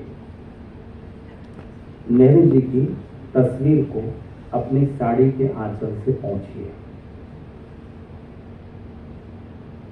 तो इंदिरा जी ने दस्तर मंगाया, एक पुराना कपड़ा मंगाया और उससे पहुंचना जैसे ही चाहा, गुलजार ने रोक दिया। उन्होंने कहा कि मेरा ये उद्देश्य नहीं है, उस पर धूल है ही नहीं, पहुंचना नहीं है। एक फीलिंग चाहिए कि एक बेटी अपने पिता के तस्वीर पर छाई हुई धूल को अपनी साड़ी से पहुंच रही है। ये भावना दर्शकों तक पहुंचे। मैं ये चाहता हूं, साड़ी से ही पहुंचिए, चाहे वो कांजीवरम की है, कितने भी मूल्यवान है। तो जब भावना का सवाल आता है, तर्क पीछे हो जाता है। तर्क आता है, वो इतना काटता है कि मन को छीन देता है। तो ऋषि दयानंद कहीं ऐसा नहीं कहते हैं कि आप भावनात्मक पक्ष को बिल्कुल जगह न दें जीवन में। लेकिन अगर ईश्वर की प्रतिमाओं के नाम पर आपस में लड़ाई होने लगे और आप देवी देवताओं के कल्पित रूप बनाकर ईश्वर को एक तरफ कर दें और फिर देवी देवताओं के आपने अलग अलग संप्रदाय बना लिए, ये शैव है, वैष्णव है, आप आपस में शादियां करना बंद कर दें और इतना वैर हो जाए आपस में कि युद्ध की स्थिति आए।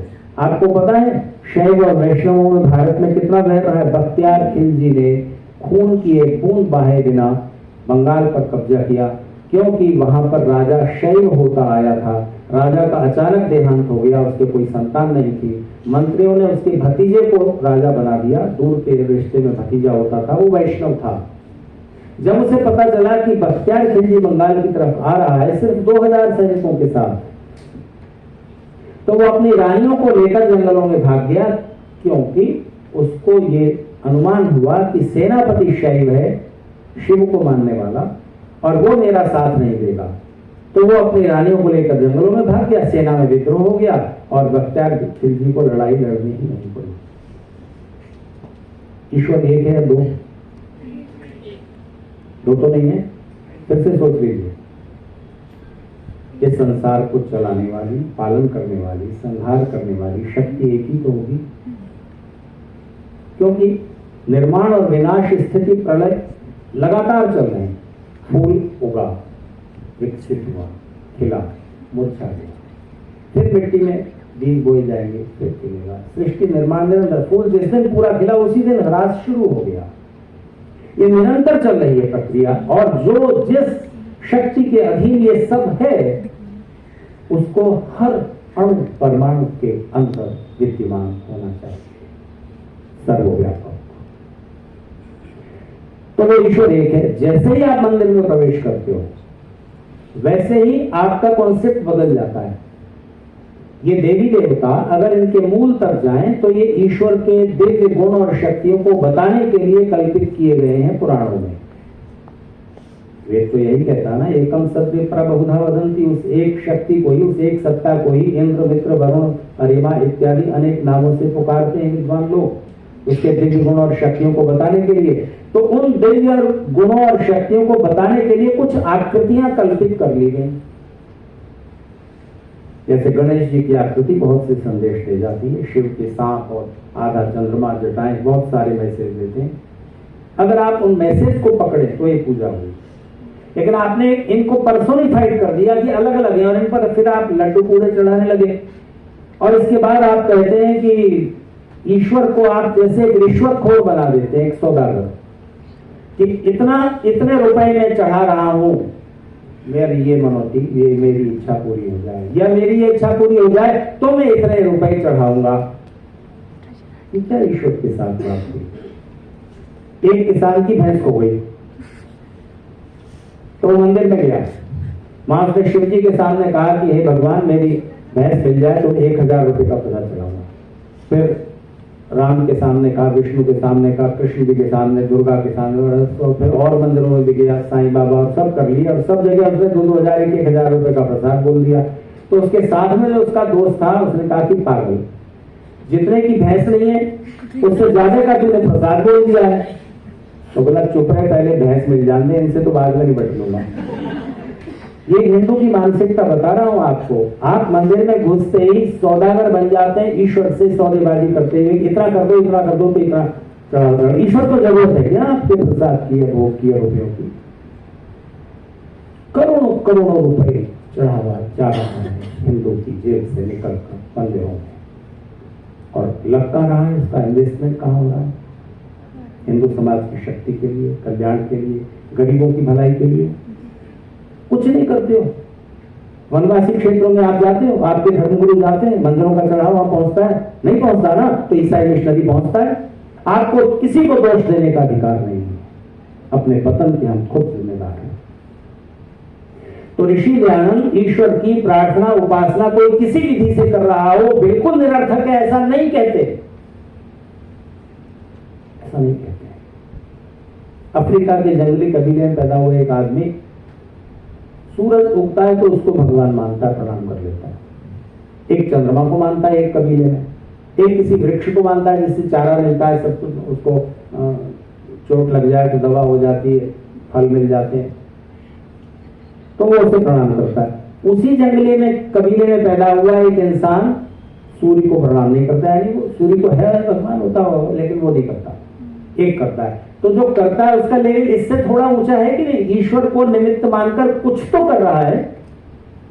अब उसको वेद की विचारधारा तो नहीं मिलेगी उस अफ्रीका के जंगली कबीले में। एक चंद्रमा को कर रहा है, उसी कबीले का एक दूसरा वो भी नहीं करता, उसकी वजह उसका लेवल कुछ ज्यादा है कि नहीं?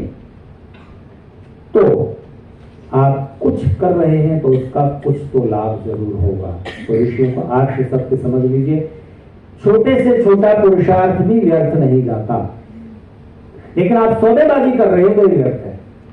श्रद्धा से प्रार्थना कीजिए, और जब आप मूर्ति के पास जाते हैं तो आप क्या करते हो? ईश्वर से आपकी कनेक्टिविटी बताइए, हाथ पैरों से होगी, जीभ से होगी, नाक से होगी, कान से होगी, किससे होगी? मन से होगी। जब आप मूर्ति के सामने दीपक जला रहे हो तब आपका ध्यान कहाँ है? ईश्वर में नहीं, दीपक जलाने के प्रोसीजर में। अरे बत्ती गीली है, जरा से निचोड़ो, हाँ आप जल गए। अगरबत्ती जलाई, अगरबत्ती में आपका ध्यान है। फिर आपने फूल चढ़ाया, नारियल चढ़ाया, देव मूर्तियों को नहलाया धुलाया, वो सब उस प्रोसीजर में आपका ध्यान रहता है। जब वो सब आप कर चुकते हो, षोडशोपचार पूजा कोई ही करता है, षोडशोपचार बाकी 2-4 उपचार करते हैं। जब आप पूजा कर चुकते हो तब आप जब भगवान से कहने लगते हो, हे प्रभु मेरे दुख दूर करो, मुझे सुख दो, तब आपकी आंखें बंद हो जाती हैं, आप अपने अंदर उतर जाते हो। मूर्ति का सामने होना न होना व्यर्थ हो जाता है। अगर आपका अभ्यास पड़ गया है तो आर्य समाज का, ऋषि दयानंद का कोई जिद नहीं है कि आप न करो, करो, पर प्रार्थना तो करो। वो इसलिए इसका उपयोग हो सकता है मनोवैज्ञानिक, जैसा आपने कहा कि वो ईश्वर दिखता नहीं तो सिंबल आप कोई रख लेते हो, तो प्रार्थना तक पहुंचना, उसके लिए मन आपका प्रिपेयर हो जाए, इसके लिए उसकी थोड़ी उपयोगिता समझी जा सकती है। लेकिन आप प्रार्थना करते नहीं हो, दीपक जलाए, अगरबत्ती जलाई, घंटा बजाए, नैवेद्य चढ़ाए, प्रणाम किया, बाहर आ गए, प्रार्थना कीजिए। तो ऐसा ही है जैसे आप नहाने के लिए बाथरूम में गए, गीजर ऑन किया, टॉवेल रख दिया, शैम्पू रख दिया, साबुन रख दिया और बिना नहाए बाहर आ गए, बिना ताजगी के, तो कोई लाभ नहीं होगा। तो करिए, आपके मन को अगर अच्छा लगता है उसका भी कुछ फल होगा। लेकिन उसके साथ जो बहुत सारे अंधविश्वास चढ़ा हुआ और आपने जो आपस का युद्ध और इतनी देवी देवताओं की अलग कल्पना, उसके बाद हर तीसरे महीने एक नया देवता पैदा हो जाता है, एक नया अवतार। अब शिव कृष्ण राम सब नीचे हो गए, साईं बाबा सबसे ऊपर हो गए, बहुत से मंदिरों में जाके देखो। तो आप कर क्या रहे हो? आप कभी प्रार्थना के स्तर तक नहीं पहुंचने दोगे अपने अनुयायियों को, धर्म गुरुओं से कह रहा हूं। तो आर्य समाज की पीड़ा इतनी सी है, ऋषि दयानंद यहीं पर इंगित करना चाहते हैं। वरना ये समाज जो है ऐसे ही तरह तरह के ईश्वर के स्वरूप, ईश्वर के नाम और ईश्वर की पूजा विधियों के झगड़े में पड़ा रहेगा और आपस में युद्ध चलते रहेंगे।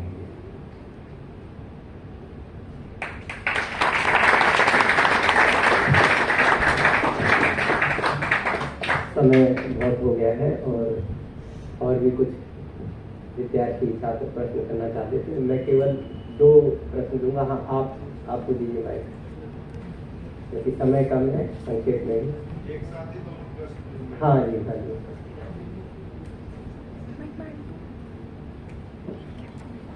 नमो नमः महोदय।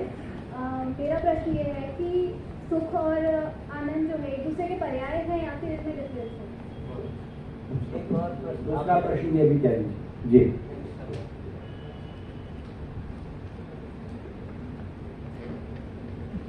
सर, मेरा प्रश्न ये था, जैसा आपने बताया पूरी वक्तव्य में कि सुख जो है वो ज्यादा है और दुख जो है कम है और दो भिन्न है।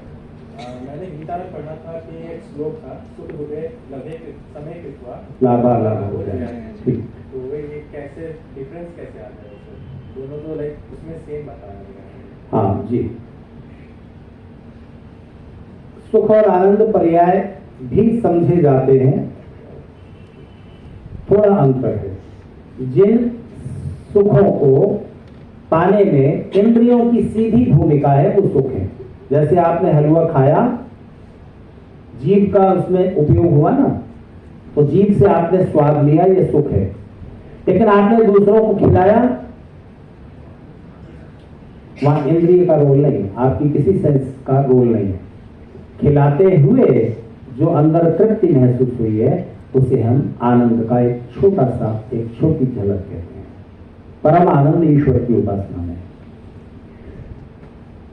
सुख दुख, लाभ हानि, जय पराजय, इसमें सम रह पाना तब संभव होता है जब आप किसी बड़े लक्ष्य को सामने रखकर पुरुषार्थ कर रहे हैं निष्काम भाव से, तब वो दोनों चीजें सम हो जाती हैं। जैसे आजादी नहीं मिलेगी अभी, हमारे इस छोटे से पुरुषार्थ से क्या आजादी मिल जाएगी? ऐसा चंद्रशेखर आजाद सोचते, भगत सिंह सोचते तो क्या घर में रहो, फांसी चढ़ गए। तो जब बड़ा लक्ष्य होता है तब सुख मिले या दुख मिले, हार हो या जीत हो, इससे फर्क नहीं पड़ता, हमें लड़ना है। हमने अपना कर्म कर दिया, तो अपना कर्म जब आप करते हैं सिर्फ कर्म करने के भाव से, तब उसमें आपका अपना सुख दुख नहीं रहता और आप समत्व की स्थिति में होते हैं। आपने किसी दूसरे साथी की सहायता कर दी परीक्षा में, अब उस सहायता से वो लाभ उठा पाया तो ठीक, नहीं उठा पाया तो ठीक, आपने तो कर दिया ना अपना। अब अवनीश जी ने, डॉक्टर मिश्रा जी ने और संस्कृत साहित्य परिषद के सब लोगों ने मिलजुल कर ये प्रयास किया।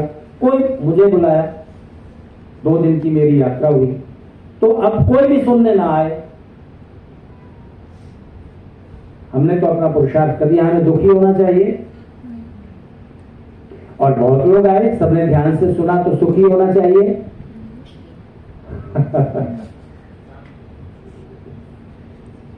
तो श्री कृष्ण ने वो उपाय भी बताया है कि सुख दुख में आप सम रह सके, ये अभ्यास। इसके बाद अगला स्तर कौन सा है कि दुख आए वो आपको विचलित नहीं कर सकेगा, उतना दुखी नहीं कर सकेगा। सुख आएगा तो उसका आनंद बढ़ जाएगा।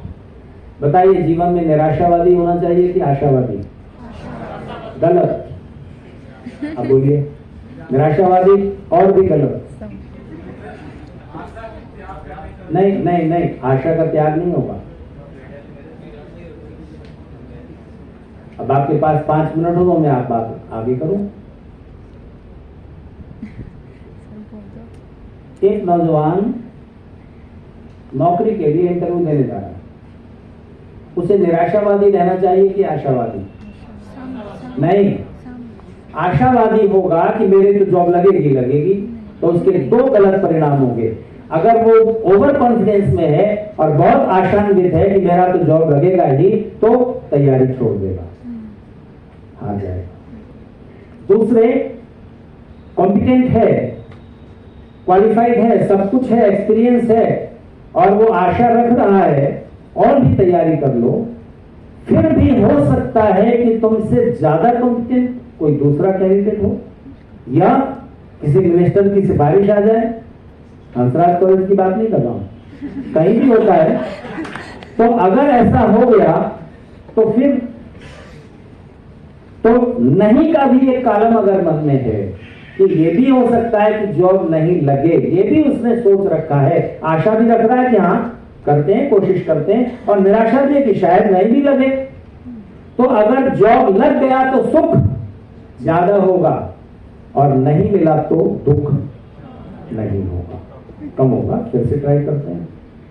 तो आशा और निराशा दोनों को आप किस तरह सम कर सकते हो, ये साइंस है, ये आर्ट है जीवन का, जो श्री कृष्ण समझाना चाहते हैं।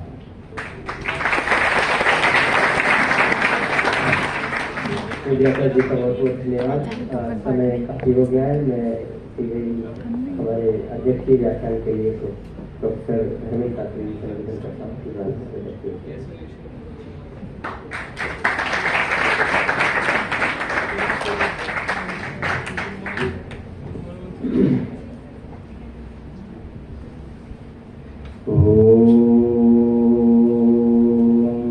यदंगदाशुषे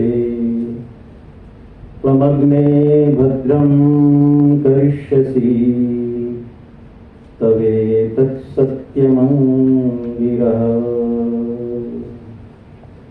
पावकान सरस्वती वाजेभिर्वाजिनीवती यज्ञं वस्तु धिया वसु अधर्मस्य नाशे विशेषेण रक्तं निराकार भक्तं गुणेषु प्रसक्तं स्वधर्मेऽनुरक्तं सुखेभ्यो विरक्तं भजेऽहं दयानन्दमीड्यमीशम्। ओम शांति शांति शांति।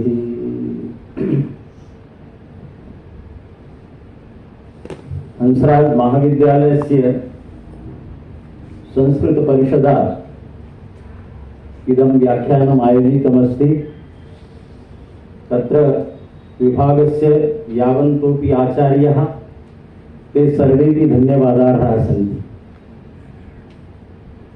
मित्राणि, आचार्यवर्याणां व्याख्यानम् अस्माभिः श्रुतम्। आचार्यवर्याणां विषये भवन्तः नैव जानन्ति। एतेषां पितृपादाः संस्कृतजगतः महान्तः वैयाकरणः आसन्।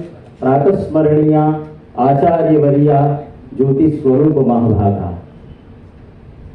न जाने कियन्तः छात्रा पाठिताः तैः। दीर्घकालीना परंपरा वर्तते आचार्य महाभागानां। न केवलं देशे अथवा अपितु विदेशेपि आचार्य महोदयानां पितृपादानां ये स्नातकाः सन्ति ते सर्वत्र कार्यं कुर्वन्तः विराजमाना सम्प्रति वर्तन्ते। आचार्याणां व्याख्यानं श्रुत्वा अस्माकं चेतांसि मोमुद्यन्ते। आचार्यवर्यः न केवलं दिल्ल्यामेव अपितु आभारतं समग्रेऽपि विश्वे यत्र तत्र सर्वत्र गच्छन्ति। वैदिकीं संस्कृतिम् आधृत्य एषा पताका दोधूयमानः कुर्वन्तः विराजन्ते। अद्य दिल्ल्यां वर्तन्ते, श्वः मुम्बईनगर्यां भविष्यन्ति, परश्वः कलकत्ता नगर्यां भविष्यन्ति। आगामी दिवसेषु अमेरिका मध्ये, यतोहि आचार्यवर्यैः कृतभूरिपरिश्रमाः सन्ति अनेकेषु शास्त्रेषु। अतीव सरलः, अतीव विनम्रः। एतेषां विषये वक्तुं शक्यते, वदनं प्रसादसदनं सदनं हृदयं सुधामुचो वाचः करणं परोपकरणं येषां केषां नते वन्द्याः। इमे सर्वेपि गुणाः आचार्यवर्याणां जीवने वर्तन्ते। मया तु आशैशवादेव एतेषां महोदयानां व्याख्यानानि श्रुतानि। आचार्यवर्यैः किम् उक्तं, महर्षि दयानन्दस्य विचाराणाम् आधुनिके युगे प्रासंगिकता वर्तते अथवा न इति विषयमवलम्ब्य आचार्यैः सुष्ठुतया प्रतिपादितम्। अहं वक्तुं कामये, महर्षि दयानन्दस्य ये विचाराः सन्ति ते अद्यापि प्रासंगिकाः। यावत् चन्द्रदिवाकरौ अत्र अतिशयोक्ति नास्ति। भवन्तः जानन्ति, विश्वस्मिन् देशेषु मॉरिशस भवतु, सूरिनाम भवतु, डच गयाना भवतु, सर्वत्रापि देशेषु विदेशेषु महर्षि दयानन्दस्य कारणं वर्तते। भवन्तः कदाचित् गच्छन्तु मॉरिशस देशं प्रति, यद्यपि लघु देशः, परं तत्र आर्य समाजस्य महर्षि दयानन्दस्य विचाराणां प्रासंगिकता कीदृशी वर्तते तत्र गत्वा अस्माभिः अनुभूतं शक्यते। प्रायशः तत्र बह्व्यः संस्थाः सन्ति। डीवी कॉलेज वर्तते, यथा अयं महाविद्यालयः वर्तते। एवमेव सूरिनाम देशे भवन्तः गच्छन्तु, तत्र ये राष्ट्रपति महोदय आसन्, तैः सर्वप्रथमं कथितं, महर्षि दयानन्दस्य कारणेनैव अहम् अद्य राष्ट्रपतिपदं मया लब्धमिति। मान्यः आचार्यवर्यैः यत्किमपि प्रतिपादितम्, एतत्तु लघ्वीशङ्का वर्तते, बह्वीशङ्का नैव अस्ति। केवलं महर्षि दयानन्दस्य विरोधः एकस्मात् कारणात् अस्माभिः क्रियते यत् मूर्तिपूजायाः खण्डनं कृतं महर्षि दयानन्देन। मान्यः, मूर्तिपूजायाः खण्डनं नैव कृतं। मूर्तेः पूजनं कथं कर्तव्यम्, एतस्मादेव कारणात् प्रोफेसर मैक्स मुलर महोदयेन कथितं, ये हिन्दवः सन्ति, ये भारतवर्षीयाः सन्ति, तेषां तु एकः ईश्वरः नैव अस्ति। भवन्तः जानन्ति रञ्जित महोदय, तत्र एकः शब्दः प्रयुक्तः प्रोफेसर मैक्स मुलर महोदयेन, मोनोथीइज्म। एकः शब्दः वर्तते मोनोथीइज्म। मोनोथीइज्म इति शब्दस्य अर्थः तेन कृतः बहुदेववादः, अथवा एकस्य शब्दस्य अन्यत्र प्रयोगः कृतः तेन। साङ्ग्लभाषायां वर्तते हिनोथीइज्म। हिनोथीइज्म शब्दस्य को अर्थः?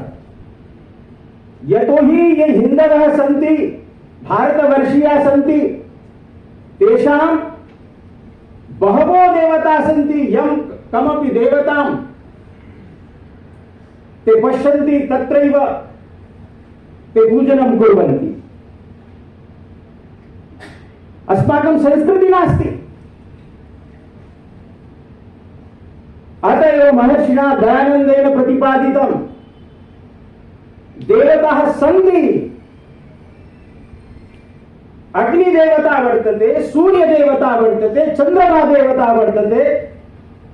यतो हि यजुर्वेदे प्रतिपादितम् अग्निर्देवता, वातो देवता, सूर्यो देवता, चंद्रमा देवता। तत्र बहूनां प्रतिपादितम् अस्ति। परम् एतेषां सर्वेषां देवतानां योऽयं मुख्यः देवता वर्तते स खलु सच्चिदानंद स्वरूपः परमात्मा एव। यस्य कृते आचार्य महोदयेन उक्तम् एकं सद्विप्रा बहुधा वदन्त्यग्निं यमं मातरिश्वानमाहु।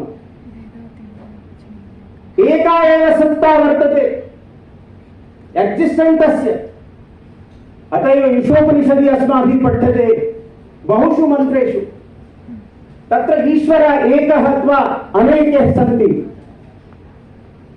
तस्य स्वरूपं प्रतिपादयता ऋषिणा कथितम् ईशावास्यमिदं सर्वं यत्किंच जगत्यां जगत् सपर्यगाच्छुक्रमकायमभ्रामस्नाग्रं शुद्धमपापविद्धम् कविर्मनीषी परिभुस्वयंभूर्याथा तथ्यतोर्थान् व्यधदात् शाश्वतीभ्यः समाप्य अनेकदेकं मनसो जगीह नैनद्देवो आप्नुवन् पूर्वमर्षत्। एषु मन्त्रेषु ईश्वरस्य यत् स्वरूपं वर्तते तस्य स्वरूपस्य वर्णनेन महर्षिणा कृतम्। अत एव केवलम् एतस्य कथनं यद् आर्यसमाजिनः ये सन्ति, महर्षि दयानन्दस्य ये अनुयायिनः सन्ति, ते तु नास्तिकाः सन्ति। ते ईश्वरं नैव मन्यन्ते। परमहं वक्तुं कामये ईश्वरस्य यत् स्वरूपं चतुर्षु वेदेषु प्रतिपादितं तस्यैव स्वरूपं महर्षिणा उत्टङ्कितं भणितं ऋषिणा कथितं। वेद सब सत्य विद्याओं का पुस्तक है। वेद का पढ़ना पढ़ाना और सुनना सुनाना सब आर्यों का परम धर्म है। अस्य अनुभव आर्य समाजस्य योऽयं नियमः ऋषिणा प्रतिपादितः। अत्र केचन तस्मिन् समये ये इतिहास पुरुषाः आसन्, समाज सुधारकाः आसन्, बंगाल मध्ये केशवचंद्र सेन प्रभृतयः प्रभृतिभिः विद्वद्भिः अस्य विरोधः कृतः।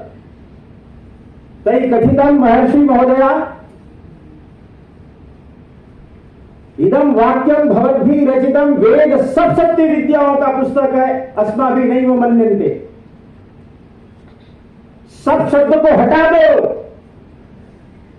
वेदः सर्वासां सत्य विद्यानां श्रोता। यदि भवद्भिः स्वीक्रियते चेत् अस्य नियमस्य पालनम् अस्माभिः कर्तुं शक्यते।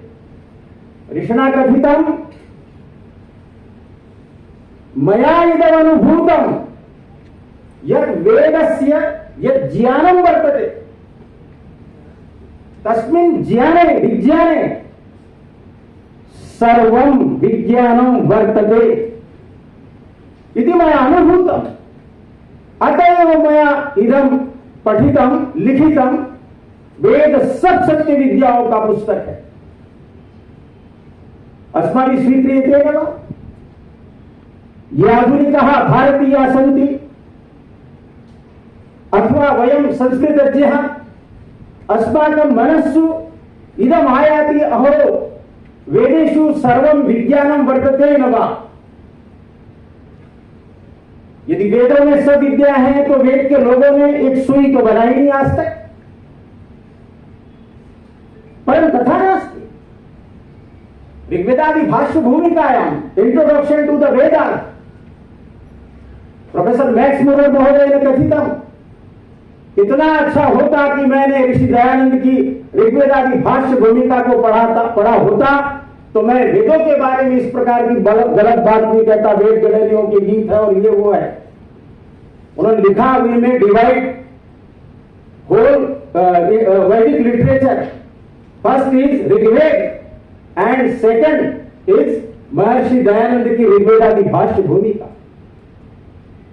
50 सब्जेक्ट दिए हैं लगभग, और आज उसकी प्रासंगिकता बरकरार है। मित्रों, आप मेरे से पूछ सकते हैं ऋषि ने इस प्रकार के विषय उठाए हैं वहां कि ग्रेविटेशन फोर्स, गुरुत्वाकर्षण वेदेषु अस्य सिद्धांतस्य विवेचनम कृतम अस्ति न वा, वहां एक विषय दिया, अलग से दिया है। स्वामी जी ने वहां पर बहुत सारे मंत्रों को आधार बना करके ये बात कही। अस्माकं वैज्ञानिकैः चंद्रयान तृतीयस्य तत्र साफल्यम् अधिगतम् अस्माकं वैज्ञानिकैः। इसरो इत्यस्य चेयरमैन अध्यक्ष महोदयेन कथितम् अस्माकं प्राचीनेषु ग्रंथेषु इमानि सूत्राणि मूलभूतानि विद्यमानानि सन्ति, परम् अस्माभिः तेषु ग्रंथेषु तेषां ग्रंथानाम् अध्ययनमेव नैव क्रियते। जयपुर वास्तव्येन मंजुल भार्गव महोदयेन नोबेल सदृशः एकः पुरस्कारः लब्धः अमेरिका मध्ये मैथमेटिक्स गणित विषयम् अधिकृत्य। मंजुल भार्गवस्य यदा परिचयः पृष्टः पत्रकारैः तदा तेन उक्तम् योऽयं मया नोबेल पुरस्कारः लब्धः तस्य श्रेयः मह्यं नैव दातव्यः। मम पितृपादानां ये पितृपादाः सन्ति ते ज्योतिषशास्त्रेषु कृतभूरि परिश्रमेण सन्ति। तर्हि ज्योतिषशास्त्राणां किं महत्त्वं, केचन ग्रन्थाः मम पितृपादैः प्रदत्ता। अरे अंजुल, यदि त्वया किमपि करणीयमस्ति गणितक्षेत्रे तदा एतादृशानां ग्रंथानाम् अवलोकनम् अवश्यमेव कर्तव्यम्। तब उसने कहा कि आज ये जो मैं नोबेल पुरस्कार ले रहा हूं, नोबेल जैसा पुरस्कार ले रहा हूं, इसका श्रेय मुझे मत दीजिए, इसका श्रेय मेरे पिताजी पर दादाजी को दीजिए। यदि वो ये नहीं कहते कि क्या नाम है, ये ज्योतिष शास्त्रों के ग्रंथों को यदि मैं नहीं पढ़ता तो मैं आज अमेरिका में बैठा हुआ इस इतने बड़े पुरस्कार को प्राप्त नहीं करता। परं किं भवति, अद्य यावन्तः संस्कृतज्ञाः सन्ति, अस्माकं भारते 20 संस्कृत विश्वविद्यालयाः सन्ति, तत्र किं भवति, वेदस्य नाम्ना वैदिकं विषयम् अवलम्ब्य किं क्रियते अस्माभिः। यतोहि यास्केन यत् कथितं नहि पारो वर्य विकसतु खलु वेदित्रिषु भूयो विद्या प्रशस्तो भवति। यावत् पर्यन्तम् अनेकानां विषयाणां ज्ञानम् अस्माभिः नैव प्राप्यते तावत् पर्यन्तं महर्षिणा यद् उद्घोषितं वेद सब सत्य विद्याओं का पुस्तक है, तस्य प्रतीति नैव अस्माभिः अनुभवितुं शक्यते। ऋग्वेदादि भाष्य भूमिकायां ऋषिणा यत् प्राकृतं ये विषया विवेचिताः सन्ति तेषाम् अवलोकनम् अस्माभिः कर्तव्यम्। गुरुत्वाकर्षणमस्ति न वा, वेदेषु गणितविद्या वर्तते न वा, वेदेषु ज्योतिषम् अधिकृत्य किमपि लिखितं न वा, वेदेषु ब्रह्मविद्या वर्तते न वा, सुखदुःखयोः विवेचना आचार्येण कृता इदानीमेव, तं विषयम् अधिकृत्य मुक्तिविषयम् अस्माकं जीवनस्य यत् महत्त्वं वर्तते, अस्माकं जीवनस्य यत् लक्ष्यं वर्तते, चतुर्वर्गप्राप्तिः, तस्य विवेचनं कुर्वता ऋषिणा कथितम् हे ईश्वर दयानिधे भवत्कृपयानेन जपोपासनादि कर्मणा धर्मार्थ काम मोक्षाणां सद्यः सिद्धिर्भवेत्। मनुष्यस्य प्रयोजनं किम् अस्ति अस्यां पृथिव्याम्? अस्माभिः बहुधा पठ्यते, बहुधा ज्ञायते, विद्यां च यस्तद्वेदो भयं सः अविद्यया मृत्युं तीर्त्वा विद्ययामृतमश्नुते। अमृतत्वस्य या प्राप्ति वर्तते सा तु खलु वेदमाध्यमेनैव जातुं शक्यते, का मुक्ति वर्तते। एतादृशानां वैज्ञानिकानां विषयाणां वर्णनं महर्षि दयानन्देन प्रतिपदं कृतं वर्तते। देवतावाद विषये सर्वप्रथमं भवन्तः जानन्ति, यथा शंकराचार्येण प्रस्थानत्रयी उल्लिखिता तथैव महर्षि दयानन्दस्य प्रस्थानत्रयी वर्तते। सत्यार्थ प्रकाशः, ऋग्वेदादि भाष्य भूमिकः, संस्कार विधि। सत्यार्थ प्रकाशे 14 समुल्लासाः सन्ति, 14 अध्यायाः सन्ति। तत्र प्रथम दश समुल्लासेषु प्रथमैव समुल्लासः कः वर्तते। आपने किसी ने पढ़ा हो तो पढ़ा, बताइए पहला चैप्टर का नाम क्या है, बोलिए। कोई छात्र बताएंगे तो मुझे बड़ा अच्छा लगेगा कि पहले चैप्टर का नाम क्या दिया है। हाँ, ईश्वरस्य नामानि सन्ति। ईश्वरस्य तानि बहूनि नामानि किमर्थं सन्ति। इदानीमेव आचार्येण उक्तं, शैवमतानुयायिनः कीदृशाः सन्ति, वैष्णवमतानुयायिनः कीदृशाः सन्ति। बहुषु संप्रदायेषु अयं भारतवर्षः विभक्तः वर्तते। चिन्हानां महत्वं नैव वर्तते। ऐसा चिन्ह लगा देंगे, ऊपर का लगा देंगे, ये कर देंगे।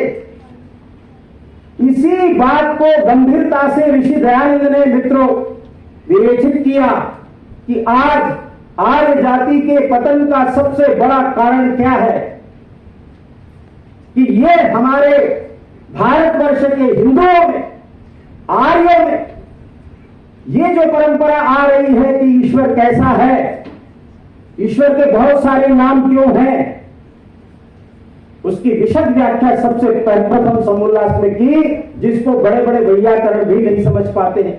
वही समुल्लास क्यों रखा ऋषि दयानंद ने सबसे पहले, मैं आपसे प्रश्न पूछना चाहता हूं।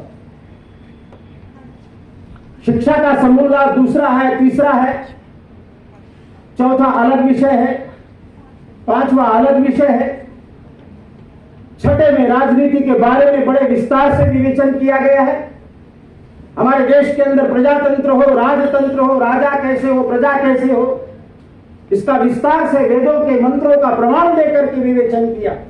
और आपसे निवेदन करना चाहता हूं, खास करके संस्कृत के विद्यार्थियों से जो शोध करने वाले हैं, ये 3 समुल्लास तो ऋषि दयानंद ने इतने गजब के लिखे हैं, और उन 3 समुल्लासों को पढ़ करके ये डीएवी की जो है वो स्थापना हुई। आपको अभी मैं डॉक्टर रणजीत जी से बात कर रहा था। महात्मा हंसराज को छोड़िए, पहले यदि 3 समुल्लास सत्यार्थ प्रकाश को पंडित गुरुदत्त विद्यार्थी नहीं पढ़ते तो ये जिस हंसराज महाविद्यालय, हंसराज जी के नाम से ये महाविद्यालय चल रहा है, ये भी नहीं होता। और जितने डीएवी स्कूल्स है भारत के अंदर, जितनी यूनिवर्सिटीज है, भारत सरकार के बजट के बाद में आपका बजट सबसे ज्यादा है, कहते हैं डीएवी इंस्टीट्यूट का, मैनेजिंग कमेटी। इसके मूल में यदि कोई आधार है तो महर्षि दयानंद का सत्यार्थ प्रकाश है। इसका कारण है, इतिहास बताता है इस बात को कि पंडित गुरुदत्त विद्यार्थी ने यह कहा कि मैंने सत्यार्थ प्रकाश को 17 बार अच्छी तरह से इसका अध्ययन किया, लेकिन जब जब पढ़ता हूं तो मुझे नई नई चीजें अपने मस्तिष्क में समा जाती है। आप कहेंगे ऐसा ही पागल होगा गुरुदत्त विद्यार्थी। अरे उस जमाने का प्रोफेसर डीवी कॉलेज लाहौर का, और अंग्रेजों ने उसको कहा कि यदि आप हमारे विश्वविद्यालय में सेवा देना चाहते हो तो हम सबसे पहले आपकी नियुक्ति करते हैं। और इतिहास लिखता है कि उनको सबसे पहले प्रोफेसर का पद मिला होगा, लेकिन वो भी छोड़ दिया उन्होंने, क्योंकि वो कह रहे थे कि मेरे जीवन में योग में बाधा आ रही है, मेरे जीवन में और मैं कुछ काम नहीं कर पा रहा हूं। मित्रों, पंडित गुरुदत्त विद्यार्थी, लाला लाजपत राय, मुंशी राम, ये सब उस जमाने के बहुत बड़े बड़े इंटेलिजेंट लोग थे। हम तो उनके सामने कुछ भी नहीं। गुरुदत्त विद्यार्थी की प्रतिभा वो थी।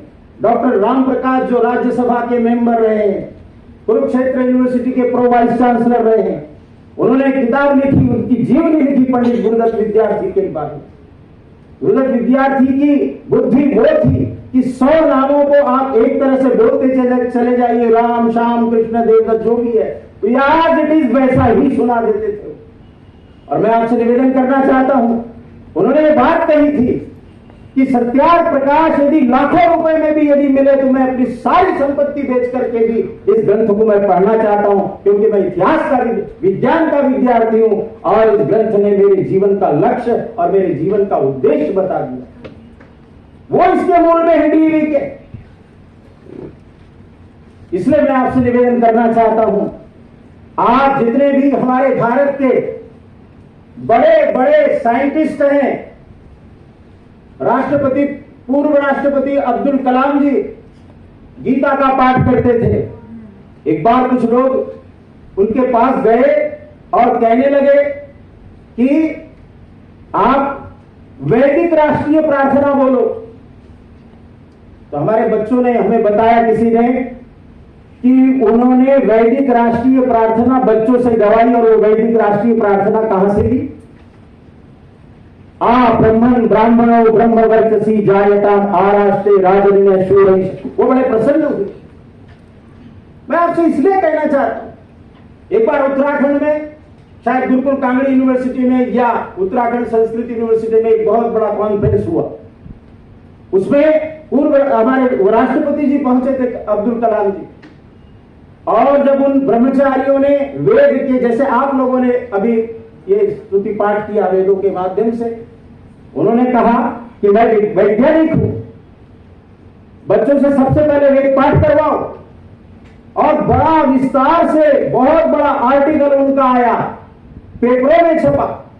उन्होंने कहा कि जो आप वेद मंत्रों का उच्चारण कर रहे हो, उससे जो साउंड्स निकल रही, ध्वनियां निकल रही है, वो पूरे ब्रह्मांड में फैल जाती है। और उस पर उन्होंने बहुत बड़े रिसर्च उन्होंने की, आर्टिकल उनके लिखे। तो मैं आपको कहना चाहता हूं, आज पूरे विश्व के अंदर हमारी कल्चर को लेकर के, हमारी संस्कृति को लेकर के दुनिया लालायित हो रही है। विदेशी लोग यहां आते हैं तो नमस्ते शब्द का प्रयोग करते हैं। विदेशी लोग योग सीखना चाहते हैं। योग स्वामी रामदेव जी ने शुरू नहीं किया मित्रों। ये अनुलोम विलोम, बाएं से लो, दाहिने से छोड़ो, फलाना और ये वो है, ये आप जान के सारे बैठे हुए लोग जिनके बारे में आचार्य जी ने अभी कहा, योग दर्शन तो क्या समय मानते हैं योग दर्शन का? ईसा से कितना समझ जी, 350 या कितना, 4000 साल या कितना मानते हैं? उस योग दर्शन में सारा का सारा विवेचन किया। और कमाल ये देखिए आप, स्वामी रामदेव से पहले योग के बारे में लगभग कोई जानते नहीं थे, भारत के लोग नहीं जानते थे। तो क्या उससे पहले योग नहीं था क्या? महर्षि दयानंद ने सत्यार्थ प्रकाश के अंदर पूरा का पूरा एक चैप्टर दिया है कि पढ़ो इसको। परिणाम ताप संस्कार गुणवृत्ति विरोधाच सर्वम दुखमेव विवेकिन, जैसा भी आचार्य जी ने बताया। परिणाम ताप संस्कार गुणवृत्ति विरोधाच सर्वम दुखमेव विवेकिन, योग दर्शन का सूत्र कहता है। अहिंसा सत्य अस्तेय ब्रह्मचर्य अपरिग्रह यमः शौच संतोष तपस् स्वाध्याय ईश्वर प्रणिधानानि नियम। यम नियम आसन प्राणायाम, योग के जो 8 अंग है मित्रों, ऋषियों की जो विद्या थी वो कितनी अमूल्य रही, उसके अंदर कितना विज्ञान भरा पड़ा है। उसके लिए ऋषि क्या कहता है, व्यास क्या कहता है? एका ही सार्वभौमिक सार्वकालिक समयानवच्छिन्ना जाति देश काल समयानवच्छिन्ना सार्वभौमा महाव्रतम। ये यम और नियम जो है वो केवल भारत के लिए लागू नहीं है, ये पूरे विश्व के लिए लागू है। इसलिए ऋषि कहता है जाति देश काल समयानवच्छिन्ना सार्वभौमा महाव्रतम। ये ऋषियों की हमारी परंपरा है। ऋषियों को जानो, मन से जानो, श्रद्धा से जानो। केवल एक छोटे से विषय पर मत रुकिए। आप देखिए ऋषि दयानंद ने क्या क्या बातें कही। यदि वो कहते हैं सत्वरजस्तमसाम साम्यावस्था प्रकृति, 7वें संगोल्लास में पढ़ के देखो, 8वें संगोल्लास में पूरा का पूरा मुक्ति का चैप्टर दिया है। सांख्य दर्शन के सूत्र, योग दर्शन के सूत्र, क्या कहते हैं वेदांत दर्शन के सूत्र, सारे के सारे सूत्र। इतना ही पढ़ लेंगे तो आप अनेक शास्त्रों के पंडित बन जाएंगे। 7, 8, 9 इन समुल्लासों का ये परिणाम हुआ कि आज हंसराज महाविद्यालय यहां स्थापित है। इसलिए इस ज्ञान को गहराई से समझने की आवश्यकता है। आचार्य जी का जो उद्बोधन हुआ है, अभी तो बस केवल छोटे से पक्ष को लेकर के उन्होंने आपके समक्ष प्रस्तुति दी है। जब पूरा का पूरा एक दिवसीय संगोष्ठी करिए, हम भी उसमें सहयोग करेंगे, विश्व वेद परिषद उसमें सहयोग करेगा। 1 दिन की करिए, 2 दिन की करिए, अच्छे अच्छे विद्वानों को बुलाइए और शिक्षा के बारे में क्या कहा, राष्ट्र के बारे में क्या चिंतन है उनका, वैदिक कल्चर के बारे में उनका क्या चिंतन है, सा प्रथमा संस्कृति विश्ववारा, इसके विषय में उनका क्या चिंतन है, चातुर्वर्ण व्यवस्था के बारे में उनकी क्या चिंतन है, वैदिक कल्चर के बारे में उनका क्या चिंतन है, ज्ञान की प्राप्ति आचार्य जी कह रहे थे उसके बारे में ऋषि दयानंद का क्या चिंतन है। और शायद जब प्रतिमा का अनावरण किया तो आप हमारे कुलपति जी ने कहा था कि सत्याग्रह प्रकाश का व्याख्यान होना चाहिए, ऐसा कुछ मैंने सुना था।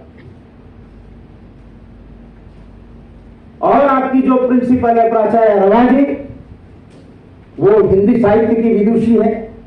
डीएवी मैनेजिंग कमेटी में बहुत उनके यत्र तंत्र बहुत अच्छे अच्छे व्याख्यान होते हैं।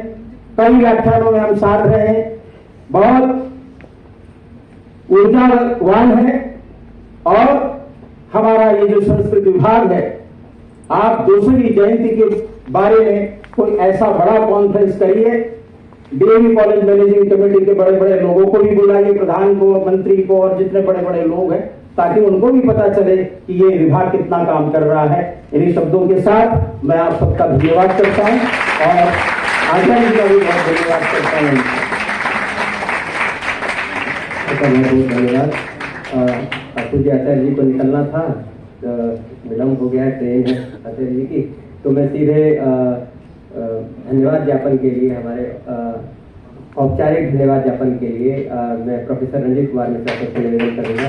जब ये प्रोग्राम बन रहा था तो विषय 200वीं जयंती का आया तो सर ने सीधे से ही आचार्य जी का नाम दिया कि आचार्य जी को ही बुलाइए, तो मैं सर से निवेदन करूंगा कि औपचारिक धन्यवाद ज्ञापन।